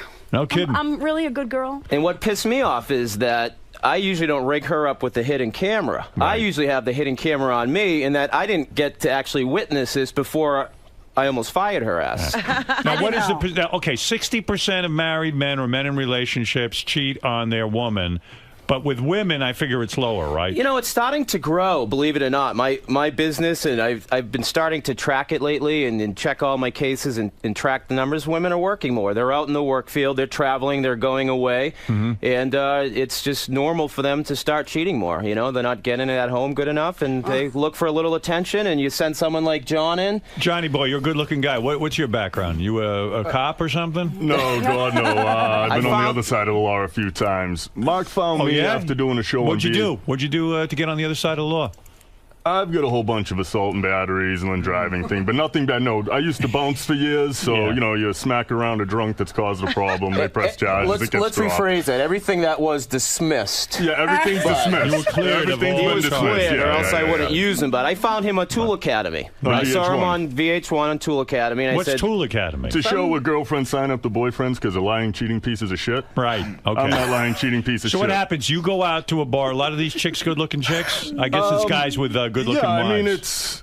I mean, it's a pretty vast mix, We got some 8s, some 7s, and then we got some 3 woofers, Right. So you go in there, you sit, you strike up a conversation with them, and how many women actually proposition you? I'd probably say pretty damn near close to half, if not a little more. No kidding. So so the rate's going up. In other words, there's a lot of women cheating on their men. Yeah, a lot of middle-aged women. Are most guys shocked when they find out that their wives are cheating on them? Do most of them think, I don't think... I mean, if they call you, they're suspicious. Most of them know before they hire me. They just like to self-torture themselves even more. They like confirmation. They like the confirmation. They like to torture themselves. Recently, within the last, I'd say about a year ago, John and I went to an island to perform a job, and his job was to hit on this beautiful young woman, and it was a couples resort. Right. And we're there together. Right. And we had to kind of confirm that we weren't doing each other to try to get the girl to even remotely look at him like we weren't gay. We went to a restaurant and they asked if we wanted a wine list. Skip the wine. We're going right to the blowjobs. Right. So what happens? So let's say you make the approach, right? Mm-hmm. You make the approach on this woman. She's hot, right? Yep. All right. And she's a married woman. And what do you do? Her partner's right there. How do you make the approach? Well, no. In certain situations, usually the partner's not there. Usually it's like a girls' night out or a trip away. Of course. I spend a brief amount of time just kind of getting to know them, see what their style is, see what they like. Some people like the big douchebag thing that I can put on. Other people like the slow, strong, silent type. And other people like a little scared little bitch. So I kind of do the impromptu eye contact, kind of wink and so smile a in little. this particular situation that you're talking about with this good-looking chick, you walked up and you say what? What's the line that you say to them to sort of warm up? I imagine the women. I'm not gay. That's not my boyfriend over there. I'm not fucking him tonight. I plan on fucking No, but you're a good-looking guy and everything, so they're probably open to speaking to you. But at the same point, what do you say to introduce yourself? Well, this one certain situation, I don't know, stop me if I break any confidentiality, but there were kids involved, so, you talk to the kids, be friendly. Right. You're like, hey, kids, how's it going? Want to see my van? I got want to some be your lollipops. daddy. I like you kids, and your mom's pretty fucking hot. I want to tongue punch your dirt star. That's right. So you go over and you start playing with the kids and stuff like that. Yeah, like and then, walking by, the kids were in the way, so I kind of like made conversation. Like, I wish you had a pair of floaties like that, high five, stuff like that. Right. And then conversation starts from there. Then they call the security at the pool and say, this guy's talking So the about... hot broad comes up. What is she, in a bathing suit? She's in a blue bikini? Yeah, she had a little tiny bikini thing on. And what do you, in order to entice her, what are you wearing, like a Speedo or something? No Speedo. I just had a typical bathing suit on, Right, like the board shorts, that kind of just thing. board shorts, might have had a tank top, a sleeveless shirt, and or you're maybe all the man pumped tits up. out. Yeah, man tits are Yeah, out. yeah. Right. So you go up and say what to her? What does she say? Hey. Well, I start talking about the kids, and I offered a thing I got at the resort. It was like a toy for the pool and stuff, and we go on from there, and I'm like, I didn't know this was such a family-oriented place. It seems like we're the only single guys down here. Right. Are you with someone? You want to go out and grab a drink? And I don't want to get into too much of it. I don't know who listens to the show. What cute kids you have? Let's fuck. You know what? I'll say it. They did grab a drink together, and once they grab the drink together, then you're on to something. I'm texting right? back and forth with the client, Howard, so I'm giving the client pretty much a play-by-play. In today's day, you can just constantly communicate with these people. Sure. I can send them instant video. I can send them instant photos. I can confirm them because I've had people... So you text back to the guy, hey, my man John's over at the bar having a drink with your wife. His hand's on her knee. She tells him that I'm overhearing the conversation. She says she's not married, and she is married. Wow. So these are signs. We're also there to download. He's there to download their brain. Right. Are they married? Do they have someone at home? And then when they do give they ever those get things, as far where they say to you, hey, John, I want to take you back to the room, or why don't you come to my room? Not quite that up front and blunt, but I've had plenty of situations where I knew it could have gone further. I actually don't cheat myself. I have a good girl at home. When these women are confronted, why are you making a vomit face? What is that all What does that mean? because he's pussy whipped and he loves his girlfriend. But this is a professional job, and I only allow him to go so far. All right, but when these women kind of give you the sign where they go, hey, like they put their hand on your knee and this and that, can't they come back and say to their husbands, you know what? I'm touchy-feely. I never would have done anything with this guy. I put my hand on his knee. So fucking what? I wasn't going to go fuck this guy. Don't you need more proof? Oh, yeah. We get him to suck face. We get him to rub each other. Absolutely. Oh, you do. So you will kiss these girls. Damn straight. I won't have any kind of sexual, right. skin on skin contact. The kissing can't go on at the bar or while you're having a drink because the kids are there. The kids are running this around. particular case. I wouldn't do anything in front of kids. That's kind of fucked up. I don't want to. So how far do you go with her so that the client actually has proof? Well, we did a case in Boston recently, John and I, and this particular case, the client insisted on being there. Right. So the client was with me, and we were in the back room. I was able to maneuver it, so we were in the back room, and we had the hidden video camera. We're watching it. We're watching John perform his act, and then we see him rubbing her, then we see them making out, and the client darted out, started yelling at her, flipping chairs over. Wow. So, so I have to be careful liability-wise. Is the rule now, don't bring the client with you because if he flips out, which he probably is going to. You got a domestic on your hands, and I don't need that. That's right, and then you're sort of involved. Yeah. So you will kiss these girls, you will let them rub up on you and this kind of thing. And once they kiss, that's it. I mean, we can stop, right? That's Do you it. consider that cheating if your spouse is kissing If I someone? saw my wife kissing a guy, yeah, that to me, it's over. That's it. We're done. That's as far as it has to go. Suppose she's entertaining the prospect, but after Robin. that, she decides, no, I really love my husband. I don't give a fuck. It's called self-control. You got to have it from the get-go, you know? You know, some will call it entrapment, but entrapment legally is a criminal Bullshit. act. It ain't entrapment. No. Thank you know what it is? Thank you. It's like, hey, man, I want to know. Now, you had a case. I was reading in the notes. You had a case. A guy was going to get married, and he wanted to test to see. He was having an affair. Yes. So he was cheating on his wife, but he had a mistress, right? Yes. He decided he was going to leave his wife for the mistress. Yes. But he said, before I pull the plug, before I do this, how do I know my mistress isn't cheating on me? Right. So you brought in Big John. Yeah, this was this was like a year and a half ago. We Right did after this the case. show, so yeah, less than 2 years ago. And it turns out the mistress was 100% honest and not cheating. Not cheating. And he left his wife and he married the mistress. And he's happily ever after. Happy success story. And a lot of people will do it for their own well-being. When you get in your 30s and 40s, you may, it's an investment. It's a lot cheaper to hire an investigator for a few $1,000s than to spend tens of thousands of dollars on a nasty divorce. Right, absolutely. Damn straight. I don't know. So you think you're doing like a service? I You're am a helping private eye superhero, Robin. I was always torn on this kind of thing. One of it was like, hey, they're kind of home wreckers. On the other hand, but you know what? But wait a minute. Where would a guy go? Cheating's a home wrecker, not us. That's right. Don't expect to not get caught. I agree with you. Suppose the guy never gets hits on. Right. Gets hit on. Go ahead. She goes into the bar and starts hitting on him. Go ahead. And he falls for it because, whoa, this never happens to me. Well, then, hey, come on.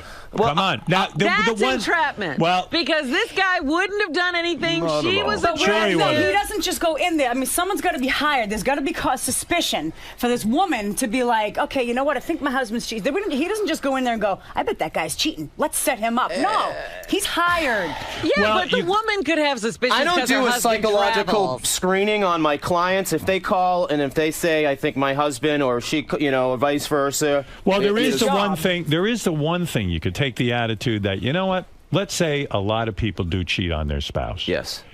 Is it really our jobs to bust them and let them know? In other words, a lot of people survive cheating. In other words, you go out, you cheat once or twice, and you say, you know what? I did really the wrong value thing. my marriage, yeah. I value my marriage. I've made a mistake, and I'm never doing that again. And they're serious, and they don't. Mm-hmm. But if you go into the mix, he's getting a divorce. That is a problem. True. JoJo here has been cheated on, so she's kind of like got a vendetta when she goes out there. Like, it's almost like stripping. It's like you're looking at the guy giving you money saying F you, and she wants to nail the bastards because she's been cheated on. But at the same time, I try to keep that separate. It's I'm being hired. It's a job. You know what I mean? I'm not yeah, you are a shitbag. Because hey, you know what? If you want to screw around all you want. But if you're hurting someone in the meantime, you shouldn't be doing it. You know what, JoJo? I know a guy cheated on his wife a couple of times. I happen to know this guy. He cheated a couple of times. He admitted it to me. And he said to me, you know what? It was the biggest mistake of my life. My wife and I have a great marriage now. It's been, and this is a true story. He said, it's like I understand now that I was out of my mind. The best thing I have is at home. He's lucky to have her to have been patient. That's right. And he goes, look, she doesn't know. Oh. But, I made a mistake, and I love her. Difference. So you're saying that everyone should maybe cheat once to realize how good they have it at home? What if you guys bust a guy, and it turns out it was his once or twice time, and his marriage would have survived? Doesn't matter. Doesn't matter. You kill someone once or twice, But you know you're a what? murderer. You know what, Howard? By the time they call my agency on the Mark Investigations in Brockton, Mass. All right, fair enough. They usually know. They usually hack into the computer. They usually find something. There's usually suspicion that leads up. Do people that you're hitting on ever realize what's going on? The guy goes, wait a second. I am an Are you ugly from mother. that I am an agency? ugly motherfucker. It's never. No one ever hits on It's me. never happened. And JoJo's a beautiful girl, but I have sent girls in that look like Jenna Jameson or whatever. Right. And they'll be like, something doesn't add up here. You know what I mean? Like, Right. what's wrong with this You ain't picture? on I'm me. short, fat, and dumpy, and why is a girl with large breasts? You're saying hitting on me? JoJo looks like a girl that, while she's beautiful, she looks like a girl that maybe would hit on a guy. She fits a certain type. She's my number one girl. She's she's. Because I can go either way. I don't have the chest, but I mean, I can go either way. Well, she's got a great You ass. look very nice. John, what about you? You're an extremely handsome man. Do any of these ladies go, wait a second, this fucking doesn't guy happen. is it? Again, Mark gives me a lot of details about the women. I know how to dress. I know the demeanor to have. And no, I mean, I'm not fucking... Who's that soccer player douche with the Spice Girl there? David Beckham. I'm not David Beckham, you know? You shave your balls and your bush? Everything but my arms and legs. If you want to see my balloon knock, get Richard Christie in here. I'll show it. I don't want to see it. I'll be honest. Do you ever have to kiss ugly chicks? I mean, real heinous-looking wives? Not real heinous, but I've had some like sixes. I prefer eights are better, but Right, I'll sure. I'll play a little taunty hockey with a six for a bonus. If they're real heinous, just like the Jenna Jameson type, I won't send John in because he's almost too good looking. What's it cost me to find out if my wife is a cheat? You know, it all depends. If you want to send us away, for 3 or 4 days and you got to do a lot of prep work, it could cost anywhere, up to, $10,000. Right. You're paying for his vacation, Goddamn and he right. gets to hit on your wife. Oh Probably my fucking my wife. Can I say this? Whatever. Nice wedding gift. Since you're giving all them compliments, I am also the fallback guy. So if they if they don't like him, then I will switch up and give it an opportunity. And my wife has allowed me to suck face and suck face only. You're the beefcake, huh? Yes. All right. Well, listen, this is a wild topic. Some people might think you're a cock-sucking fuck, and other people might see you as a service that is very much needed. Which is it? Do they just, is it mostly when the girls go on these girly vacations that you get hired? Yes. Because girls stick up for girls. There's a girl code like there's a guy code. Uh-huh. And it's happened a few times, you know. And lots of it happens in your local bar, your local restaurant, your local wherever they're going to be. You also do other kinds of Yes, sir. investigations. What the fuck is a paranormal investigation? What? You've never Give found me a any break. You don't do that, do you? Do you you know have those what? special machines? Are you a Ghostbuster? I'll be honest with People you. call you guys? I'll be honest with you. I promote it on my website, and if I get calls, I subcontract that out. Right. My company, we do a lot of we debug houses. Right. I have a ton of people that are legitimately, professional crazy people who think that there's bugs in their house, so we'll go in and sweep a house. So you do a lot of different services. I do everything. You were hired by the Church of Scientology, right? I was in my. Why? There's a chapter in the book, and I met them about 10, 12 years ago, and they hired me just to do background work, to do investigative work on. In other words, if I am a person who criticizes the Church of Scientology, they would hire someone like me to find everything that you could think of about you: surveillance, pull trash. Why are they so paranoid? They have a successful operation. You know, it's weird. Who are they looking for? It's right. You know what? It's weird. A lot of them are ex-members, and I can't say anything bad about them because they've never handed me pamphlets. They've never tried to force me to go in that direction. I was an outside contractor. I said, hey, look, as long as the money's green, as long as it's ethical. But I did have to go through the whole E-meter test before I started doing work for him. Really? Right. It was like something my third grader made with like 2 toilet paper rolls, and they asked if I was a secret spy. Why not hire someone within Scientology? Why would they risk a guy like you who's a loudmouth going around? Who's going to go on Howard Stern and talk about it 10 years later? Hire someone from within. But you know what? Because I have nothing bad to say about them. They're actually nice people. They've been good to me. They were a good What do you client. find out about the people who criticize Scientology? Probably just nothing. Anything. You just gather intel. Knowledge is power. And so, what are they looking for? Care? They want to discredit the person. In case it goes into litigation. There are a lot of ex-members that are out there to. You said while you were there, yes, Tom Cruise walks through a secret passageway and then appears in rooms. Maybe he just walks through walls. Why is that? Why? What do you mean a secret passageway? I was out at. Oh gosh, The Celebrity I'm gonna Center? be getting. You know what? Someone's gonna be watching me now. Howard. I was at the Celebrity Center in L.A. many years ago, and they said he came through his private secret entrance. I didn't see it. I didn't know if it was like a bat cave or anything. Right. And he came by. And he had a Yankees hat on. I had a Sox hat on. He said hi to me. He seemed genuine, and he was going to study. What is the secret entrance? So no one will see him? No one can behold him? I guess. Right. I have no clue. Right. He was going to study. Study what? He was continuing education. Do you think at this point he knows everything? Continuing it. I don't know him personally. I've never done work for him personally, but I was out there on a job. Now the Scientology Church doesn't use you anymore. Is that? I haven't done work for them in about 6-7 years. They're nice people. Do you think they weren't satisfied with your work?